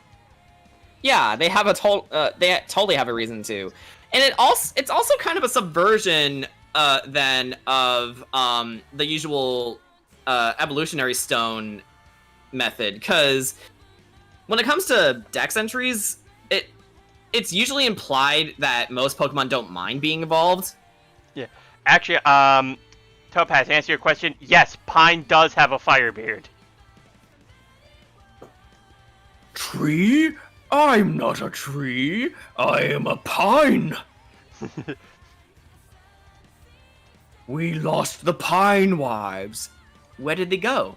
We cannot find them. What's in Pine's description? I did not come up with one yet, but that's why I asked the chat here if they have any ideas for Dex entries for... Because we still need a second Dex entry for Seedly. But yeah, if you guys have any suggestions, feel free to toss them my way. I'll let you know if I like them. Let's read out what we have so far. For Seedly, the first entry, which was suggested by Super Crazy Crasher. Yeah, Super Crazy Crasher. It's Seedlies are often hunted by primates and Passimians, so they use their fuse-like roots as a defense mechanism to ward off predators. We still need a second entry. Yeah. But for Shrubburn, we pretty much got our bases covered.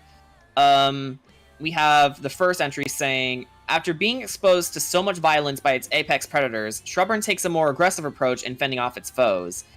And the second one, which Brian just wrote, says, when evolved by a trainer, it gains a burning resentment towards its trainer, often firing attacks at them to share its pain with the one who caused it. So essentially, it becomes Darth Maul. Yep. We need... Yeah, we need one more for Seedly, and then we need 2 for Pine. I'll name a male Pine Dipper and a female one Mabel. Get the reference, win a prize. Gravity Falls.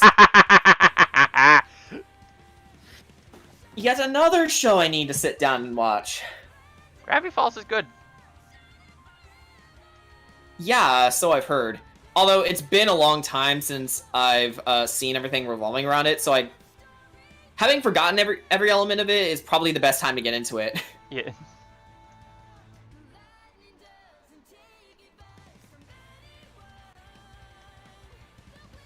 Looks like Russell is streaming Kirby Air Ride. I tried Kirby Air Ride when visiting my friends. I can't bear to play because the mechanics are slow and clunky.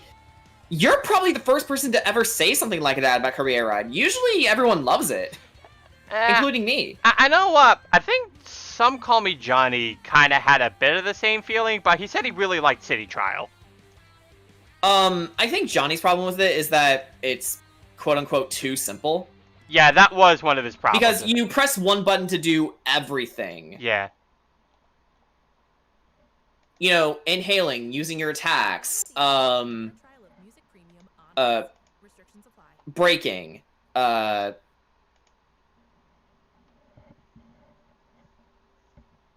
So yeah, that can definitely, be somewhat clunky, but, maybe I never had a problem with it personally because I usually just played City Trial when I played Kirby Air Ride. Topaz says maybe Pine should be a friendship evolution? You would have a lot of ground to cover, but yeah, I can see that. Because it looks significantly gentler than Shrubburn does. Yeah. It's just come to accept the fact that it is eternally burning. And it's long forgiven its trainer by now. It's like, you know what? It's not like a tree to hold grudges, so I forgive you. Yeah, it's just going through one of the many stages of grief. It's going through acceptance. Yeah. I guess this is my life now. Until I burn to ash. Ah! It's like naming your Pikachu Fardo. And they just had to accept it. You get traded at Arceus in surprise trade. Oh, cool, I got an Arceus. Wait, why is this named Dick Snickers? I thought Game Freak banned those names. Although then again, it was pretty dumb that you couldn't trade your friend's Frostlass because it has ass in its name. Yeah. When clearly that's not the intention. Also, Frostlass doesn't even have an ass. Actually, it just goes from head to arm to dress. Apparently there is a thing where if you nickname your Pokemon Viola, you actually can't trade it. Why not? Because apparently Viola's name, like in Pokemon, it contains apparently the French word for the R word. What?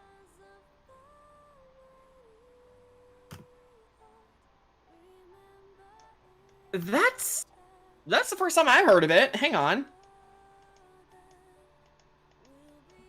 I can't believe I'm looking this up. I put it in incognito just in case. Oh my god, Mr. Maniac, Pine, this is fine. Yeah, okay, yeah, I see it. One of the translations is, yeah. Pines let's see. Pines are known to gathering in groups to camouflage as trees before bursting into a ring of fire to trap its prey, usually monkeys in past area. Ha! Full circle! Oh my god! Full circle! I love that. Yes! Yo, Super Crazy Crasher, you're on a fucking roll with these. Damn! These are some good entries. Yo, that's great. That's actually great. Okay. I have one for Pine. I'll type it to you.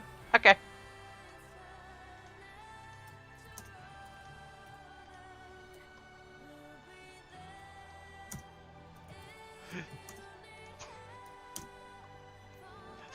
Who's bottom of the food chain now, bitch? Something like this. Okay. Having finally forgiven its trainer, Pine vows to protect its master no matter what. Aw. I like that.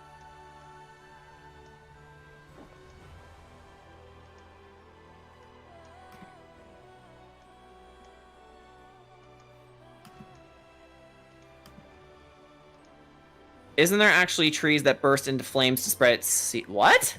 I think there are, actually. I mean, the closest thing that comes to mind is some trees have weird orbs that burst into a toxic gas, and apparently they're in my area, and that scares me. Hang on, what's the official name? Yeah, I was gonna ask. You think you could look that up, actually? Exploding seeds.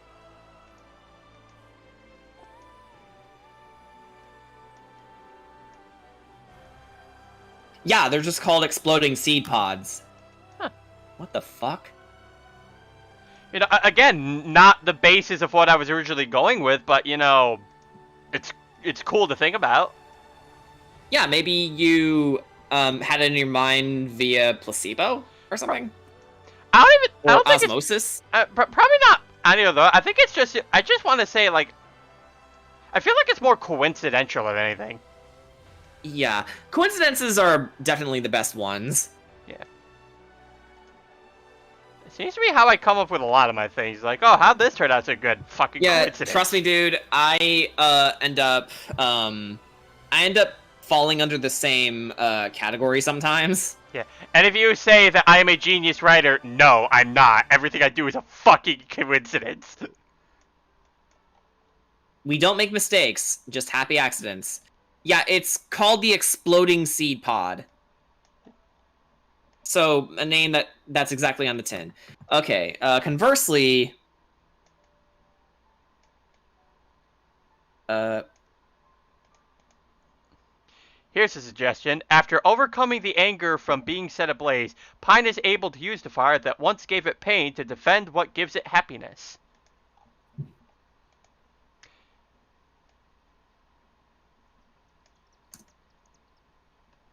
I actually really like that.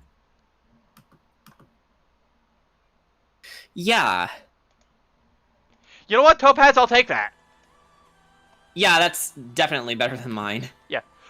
Well, I'd say that yours is just a bit more of a simple entry, while Topaz's just had a bit more wordiness to it that fill out more of the entry. Yeah. Yep.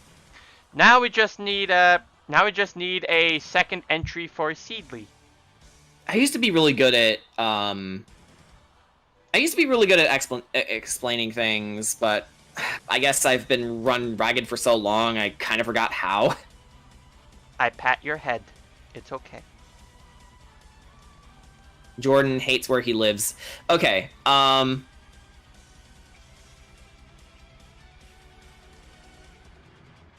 can't find that.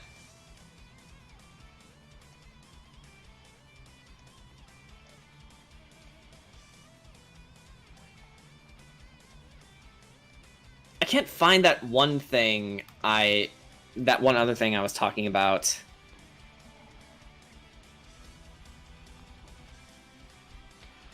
Wow, that explains why the tree enemies in some Final Fantasy games have bomb abilities. I'm afraid of every tree now. Goodbye, Reed.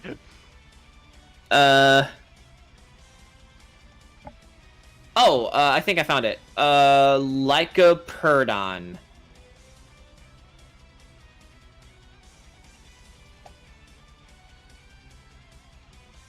No. Yeah, they're puffball mushrooms. Nice. Yeah, when I was younger, I remembered, I don't know why I was there, but there was this neighborhood I lived in, and I wandered off to some other living residents with some other kids. We didn't know each other, we just sort of followed each other around. Anyway, we came across this big tree, and growing along the ground next to it is lycoperdons, puffball mushrooms, and we stepped on them, and then we were told, hey, don't step too close, otherwise poison. And we could actually see them expelling their spores.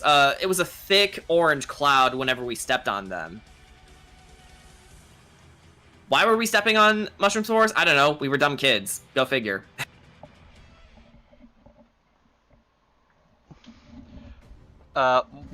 What's the name that means the R word in French? I don't know what the R word means. We are not discussing this. Yeah, I'm not. Look it up yourself. Yeah, I'm not saying it because that would that's not friendly for YouTube.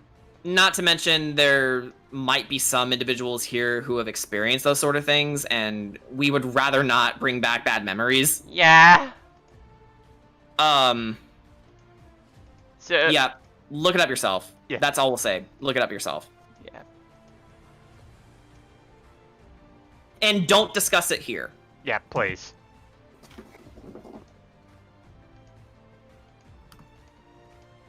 Oh, Topaz says, I got one for Seedly. This Pokemon has the bizarre ability to explode. This power seems to strengthen when the Pokemon is angry.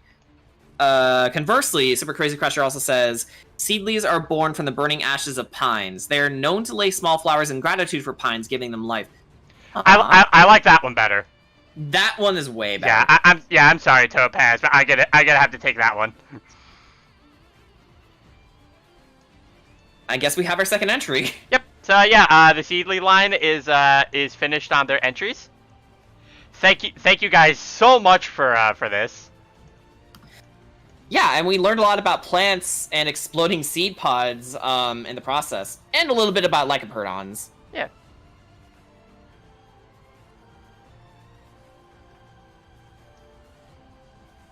No, Topaz, I think the design here is sound on its own. Yep. For Pine, I mean. Yeah, because yeah, I like the Firebeard, and on top of that, I also just like I also like the idea that it does have a bit of fire going on with within the trunks of its legs. That's actually what trees look like when they get struck by lightning.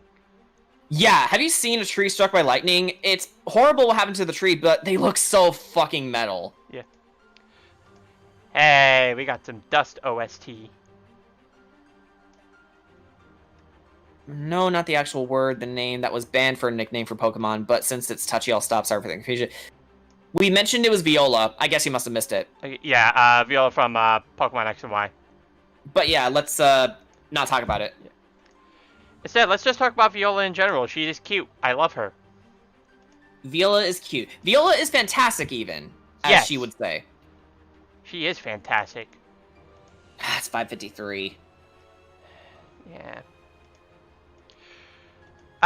Again, guys, even if I end up having to stop the stream eventually, I will stream again later on today, because I do want to get to some more of these. I'll just probably have a couple of different people with me. Yeah, I unfortunately can't stay because I got work tonight. Yeah. So, you'll probably see me in between 6:31 to 10 p.m. Because seeing as I'm just on dough prep now, I can leave whenever I'm not needed.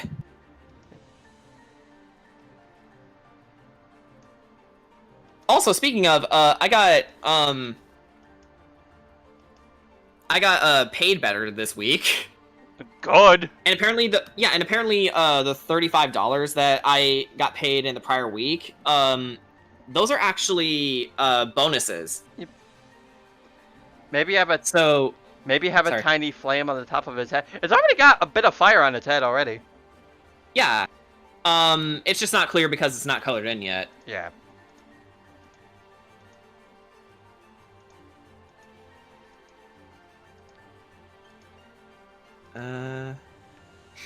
Oh, and Ryan's copy of the player's handbook is gonna arrive on Monday. Yay!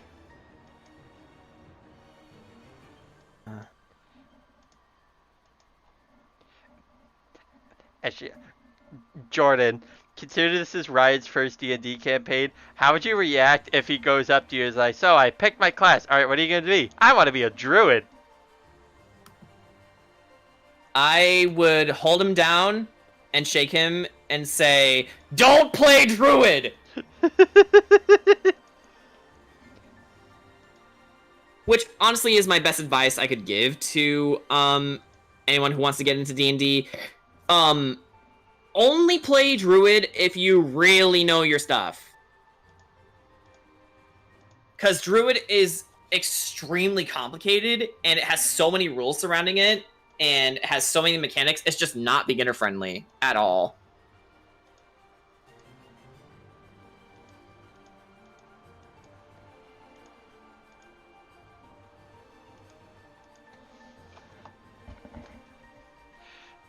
It's been done before, but I think Water Electric could be fun. Well, the thing is that some of these Pokemon typings, like, yeah, the first one I did, Water Ghost, that's been done before. The idea of the challenge is to just make designs for typings that are either uncommon or haven't been done yet. Yeah. So yeah, like, I don't mind if it's types that have been done before, so long as they're just not common. Yeah. That being said, yes, I love the Chinchou line. Chinchou is baby. Chinchou is baby. In fact, I'm rather fond of it myself. Yeah, I will snuggle all the Chinchou. Hang on, gotta do some adulting. Damn it! It'll be quick, don't worry. Okay. I hope. Actually, I'll be adulting regardless because I gotta leave it 6:31. So I'll leave a little bit so I can get myself ready for the shift. But yeah. All right. Oh god, and almost as if it was fate. Here's Xenoblade 2 music. Xenoblade 2?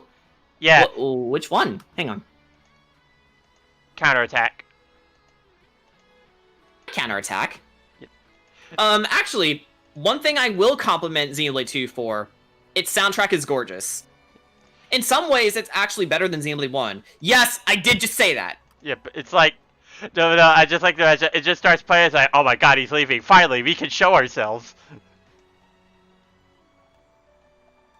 Hang on. This, and then...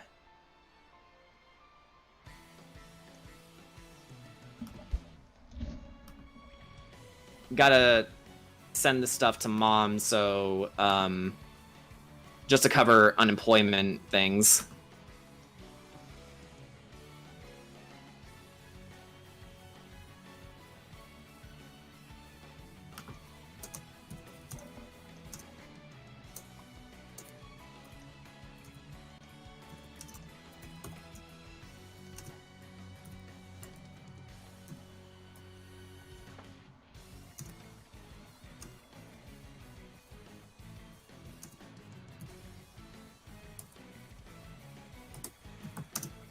Although, if I am to picture a shiny pine, I could totally imagine the shiny form having autumn colors. Oh, I can totally see that too. Yeah, autumn colors with blue flames.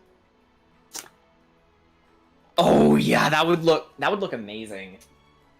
Like, the contrast is already there, and yet it's another testament to just how amazing blue shinies are. Yeah. It's a very easy color scheme to get right. Yeah. Like, I can't recall a blue shiny I actually don't like. Yeah. I can name plenty of green ones I don't like, which unfortunately includes Espeon. Yo, imagine if shiny Espeon was actually blue. Also, it's spelled like this. Wait, what? Imagine if shiny Espeon was blue. Then I would definitely love it even more. Again, Espeon may be my favorite Pokemon, but unfortunately, it doesn't have It doesn't have one of my favorite shinies. That being said, I love Gardevoir's shiny. Oh, Gardevoir has a really good shiny, especially the Mega Evolution. Totally.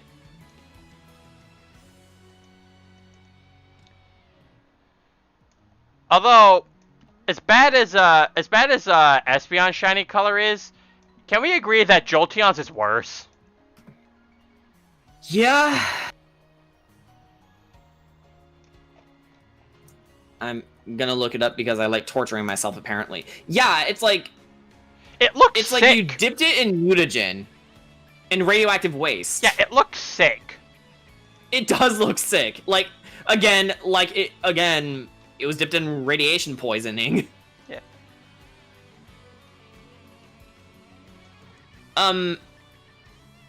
as for the evolution shinies I do like, shiny Eevee is great. It's just a pure white coat. Sylveon looks adorable. Mm-hmm. Again, another blue shiny, so go figure. Umbreon is great too. It has a blue hue and it has yellow eyes and blue rings. Other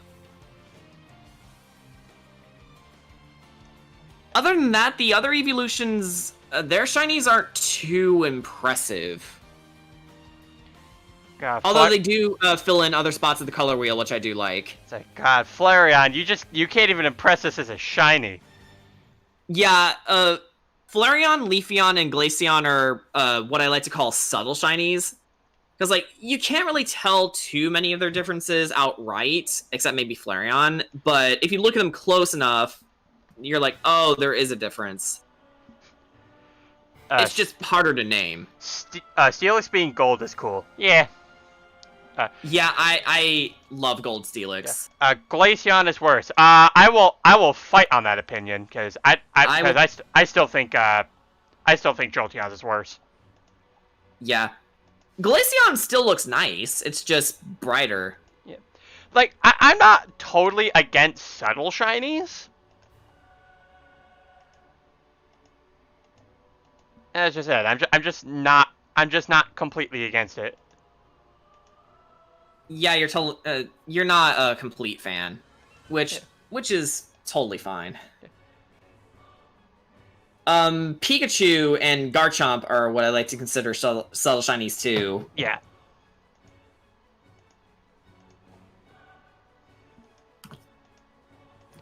That being said, Greninja best shiny.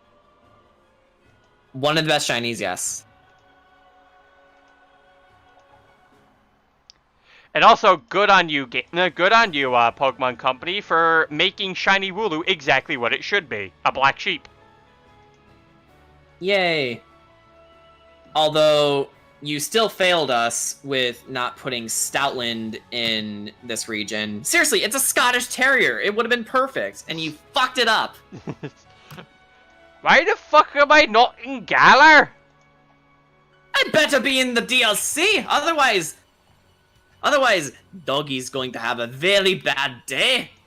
I'm going to piss all over your pines. So much that they will catch fire. Again. They'll go from pines to shrublands. Some subtle shinies are nice. I think Dugtria's is cool.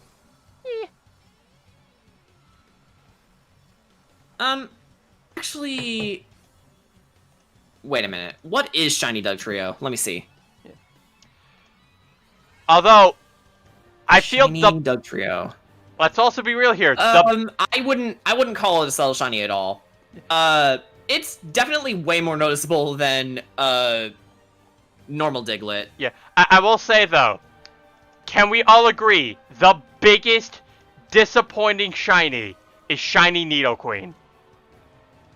Yes, exactly. Like, guys, you had it right with Nidoking.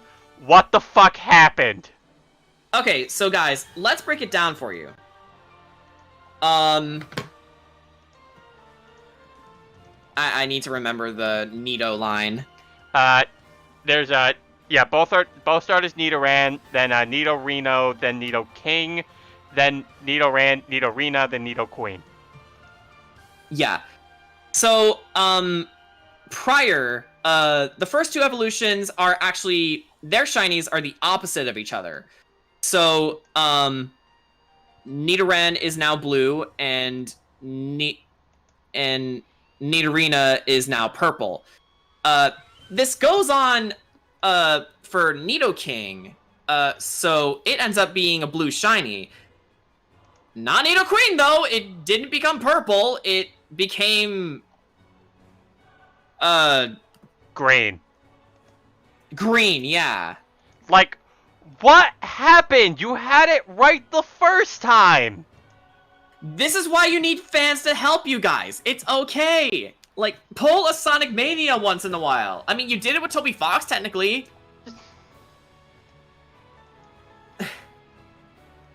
And Game Freak has shown us it's a little bit more accepting than most other Nintendo IPs. So,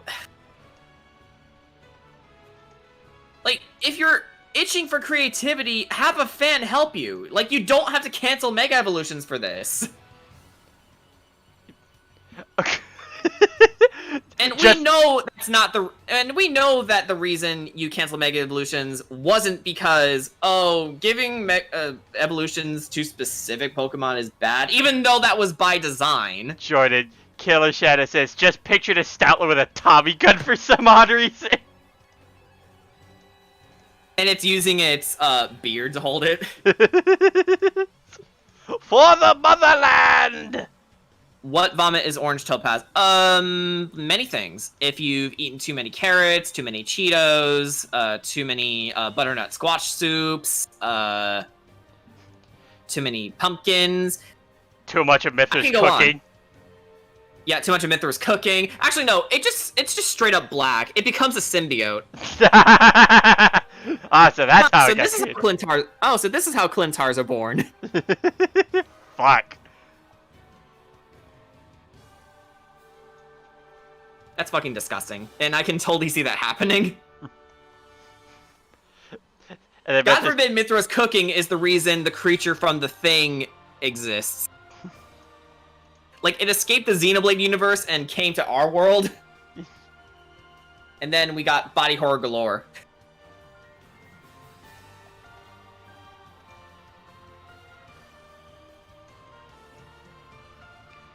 My current idea for the Seedly line shinies are to make them purple and blue with green flames.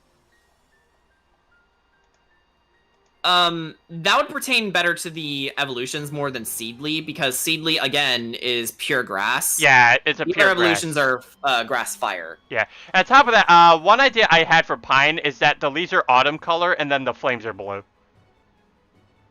Yeah. But I could maybe see that for probably Shrubburn? The Thing is in real life? Oh, no. Yeah, just chalk that up to the other things that we're facing in the year 2020. I mean, we have fire, so we just gotta keep that in mind. Yeah. And make sure it's contained when we burst it into flames.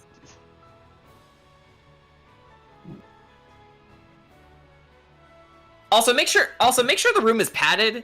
Like, no entries other than the door. Yeah.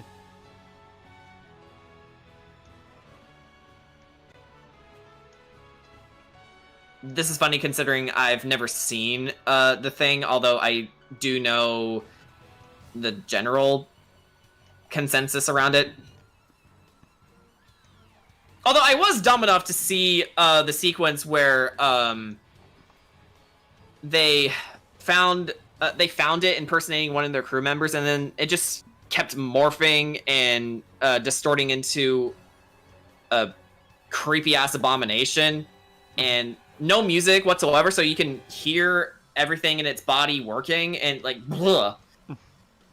Movies back then were a lot more terrifying when they had practical effects. Yeah, because I was gonna say, yeah, because all that shit's practical. Apparently, in the Alien movies, I think for those weird pod thingies, they apparently filled them with rotten food items, along with I think burnt plastic to give the actors genuine reactions. Ooh. Actually, Geiger, you're a fuck. Actually, I remember that. I actually remember it in the original Jurassic Park. When the kids were in the truck, and the Tyrannosaurus Rex was stomping on it, and like the glass actually breaking, the actors did not expect that to happen. So the freak out and scream that they had, that was genuine. Oh shit! Way to traumatize kids. And then a man gets eaten on the toilet. Yeah.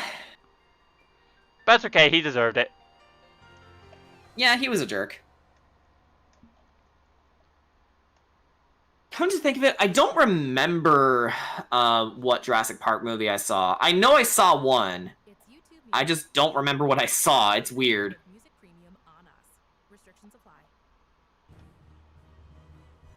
Although I do remember walking away from the theater with my aunt with a Jurassic Park themed belly washer, if you ever had those. I remember them. I don't think I've ever actually had one. They're okay. Yeah, so I'd probably still take a Gatorade over it. Yeah. Or a Capri Sun. Or Sunny D. Sunny D's amazing. It still is. Flavored water is also really good.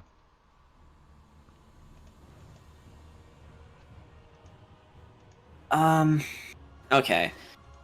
So it's 6:11. I think, unfortunately, this is where I have to. You have to. This is where I have to get going. All right. So, yeah. Sorry to leave you alone, Brian. It's okay. Like I said, I'll stream a little bit later in the day too, where I'll probably have some other people with me. But yeah. Everyone say goodbye to Jordan. Give him hugs and kisses. Bye, kisses. Yeah. Bye, friends. Bye. Bye.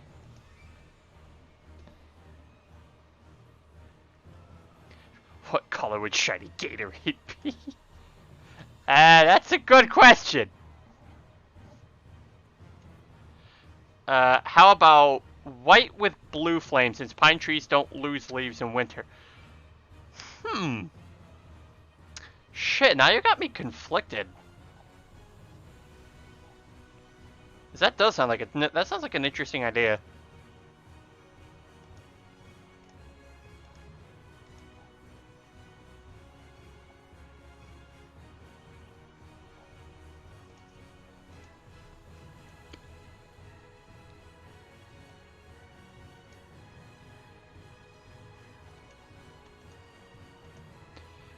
Yeah, we are actually almost done with pine here anyway, so I'm probably gonna take a long intermission break, which is just gonna have me ending the stream here, and then I'll just pick up later. You know, whenever.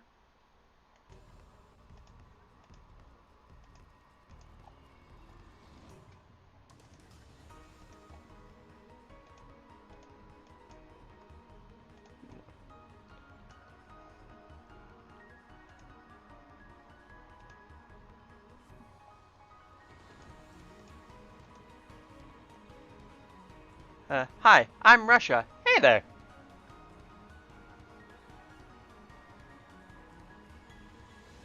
So, yeah, unfortunately, Timoxa, we are near the tail end of this stream. However, I do plan to start up another stream, like, very soon afterwards, later in today, where I do a bit more of what I am doing here. So, keep an eye out for it, because I'm hoping maybe I can get some other people here with me to just have a bit more discussion.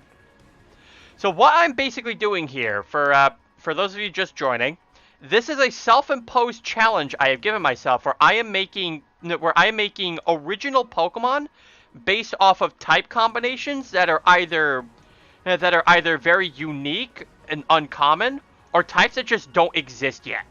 Right now, we are doing the Grass Fire Pokemon, which it starts in the base form of Seedly, evolves into a Shrubburn, and then finally evolves to Pine.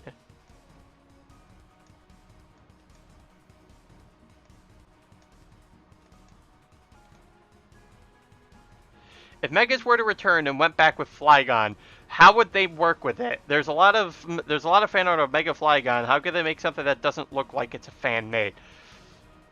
Oh, because like the thing is that the thing with Pokemon, like, especially just in terms of how they usually make a lot of the designs, there's so many things that they could just base a design off of. Like, that's part of the reason why we just have so many Pokemon even as of now, because there's just so many things you can just take and make into, like, a creature. So, you know, a lot, because, like, it's, jokingly enough, people just tend to, like, always make the comment about, like, oh my god, they made a Pokemon based off this. Game Freak are clearly running out of ideas. No. Honestly, they could make so many different Pokemon games and still come up with brand new ideas, because just making things into creatures or basing them off of, like, actual, like, making them into, like, monster-like designs, the creativity for that is just endless.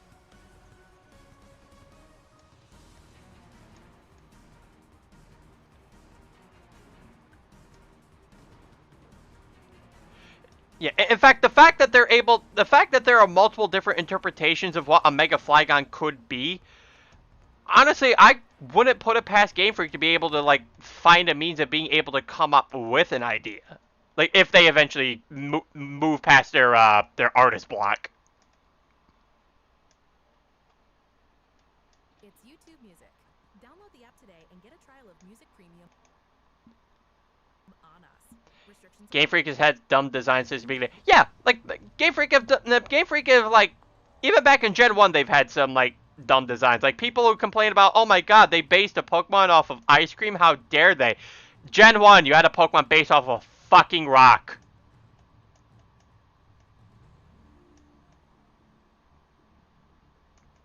You also have Pokemon based off poop and magnets. You even have a Pokemon that is a seal that is literally just named Seal.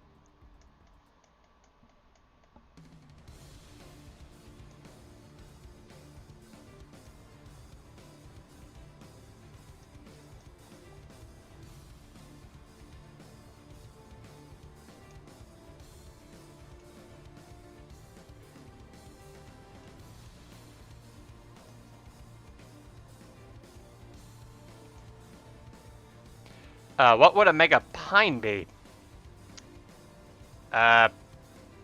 Probably just a super big tree that's... Actually, no. Mega Pine is pretty much just a tree, except everything is on fire. Like, all the leaves it has are just on fire. Like, no leaves anymore, just everything combusts.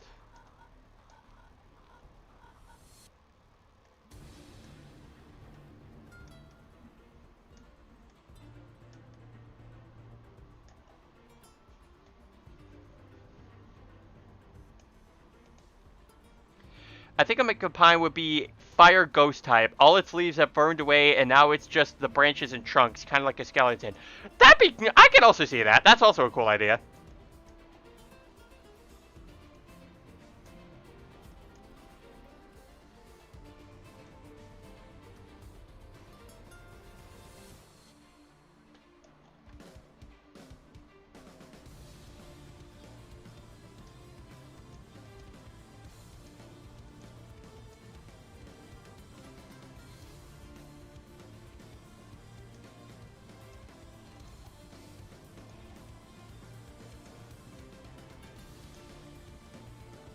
You know, because I have My Hero music playing, and I just want to imagine, like, Endeavor just gets his own Seedly, and he just lights it on fire himself.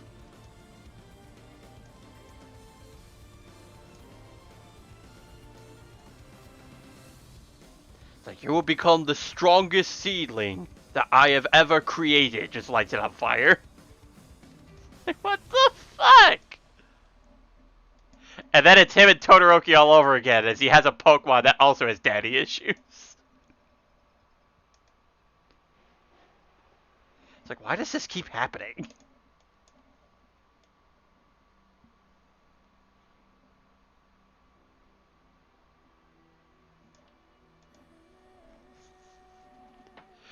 G-Max Pine would just be a redwood tree.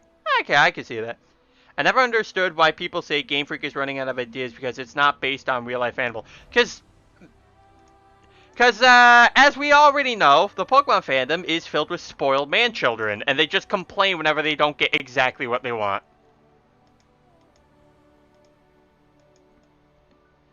Like, it's part of the reason why you actually do have people who do complain about how the whole, like, oh, how come every single final evolution for the Firestarter has to be bipedal? And meanwhile, I'm sitting here and I'm like, Who fucking cares? The animal is shooting fire. I'm pretty sure it's standing on 2 legs should be the least of your worries.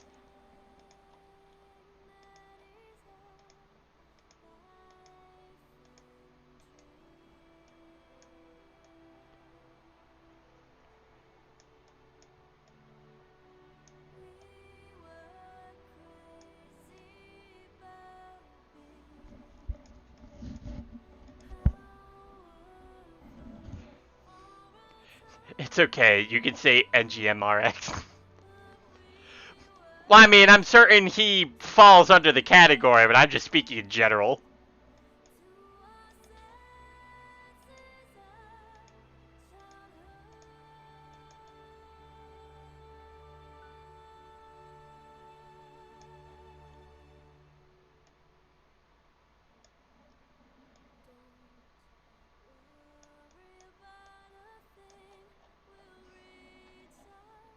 Actually, Topaz, now I'm wondering, because I know you tell me about the guy here and there, but, like, what do you think, how do you think he would feel about some of the fake Pokemon that I've showed off here?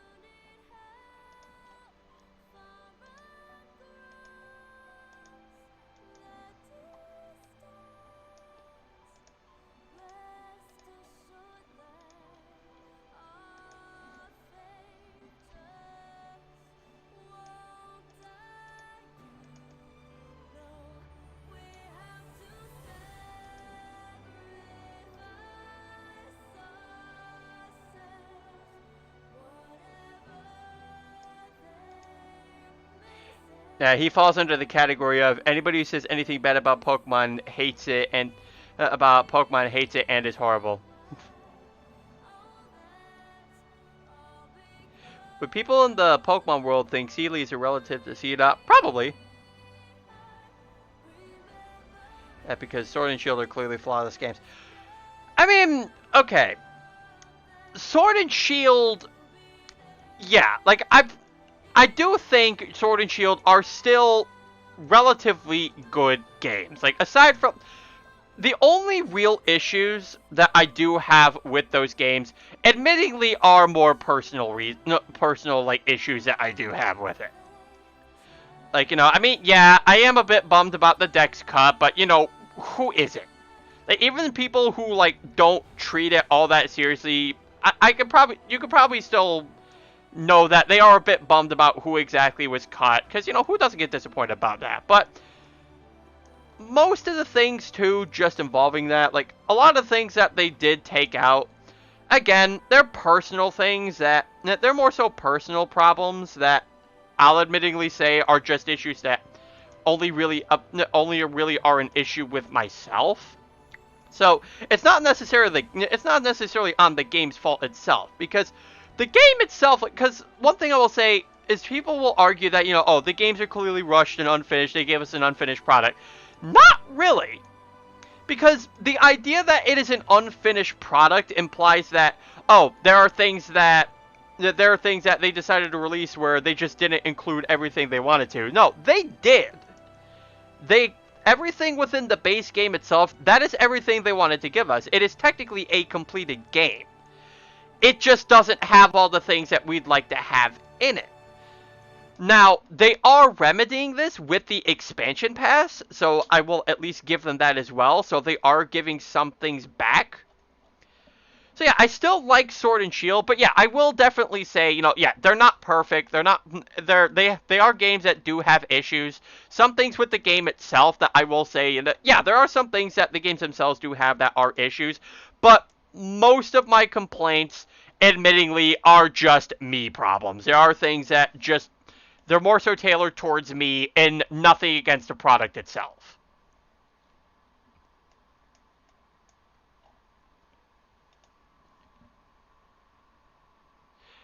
But NGMRX acts like there's not a single issue with Sword and Shield. He's wrong. If anything, there's a few rough edges, but not really a big thing. Yeah, exactly. Anywho, here is the Seedly line, completely finished. Except not really, because there's still got to be some shading going on here, which I will do later.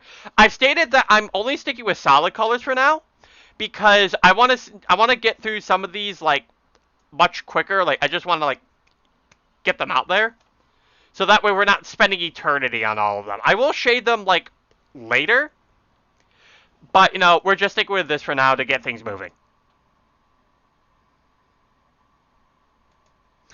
Any hoodle. So for this stream, we got 3 lines of Pokemon done. We got the Scurvywag line done. The Cursed Pirate Pokemans. We got the Fabragos line done. And then lastly, we have the Seedly line.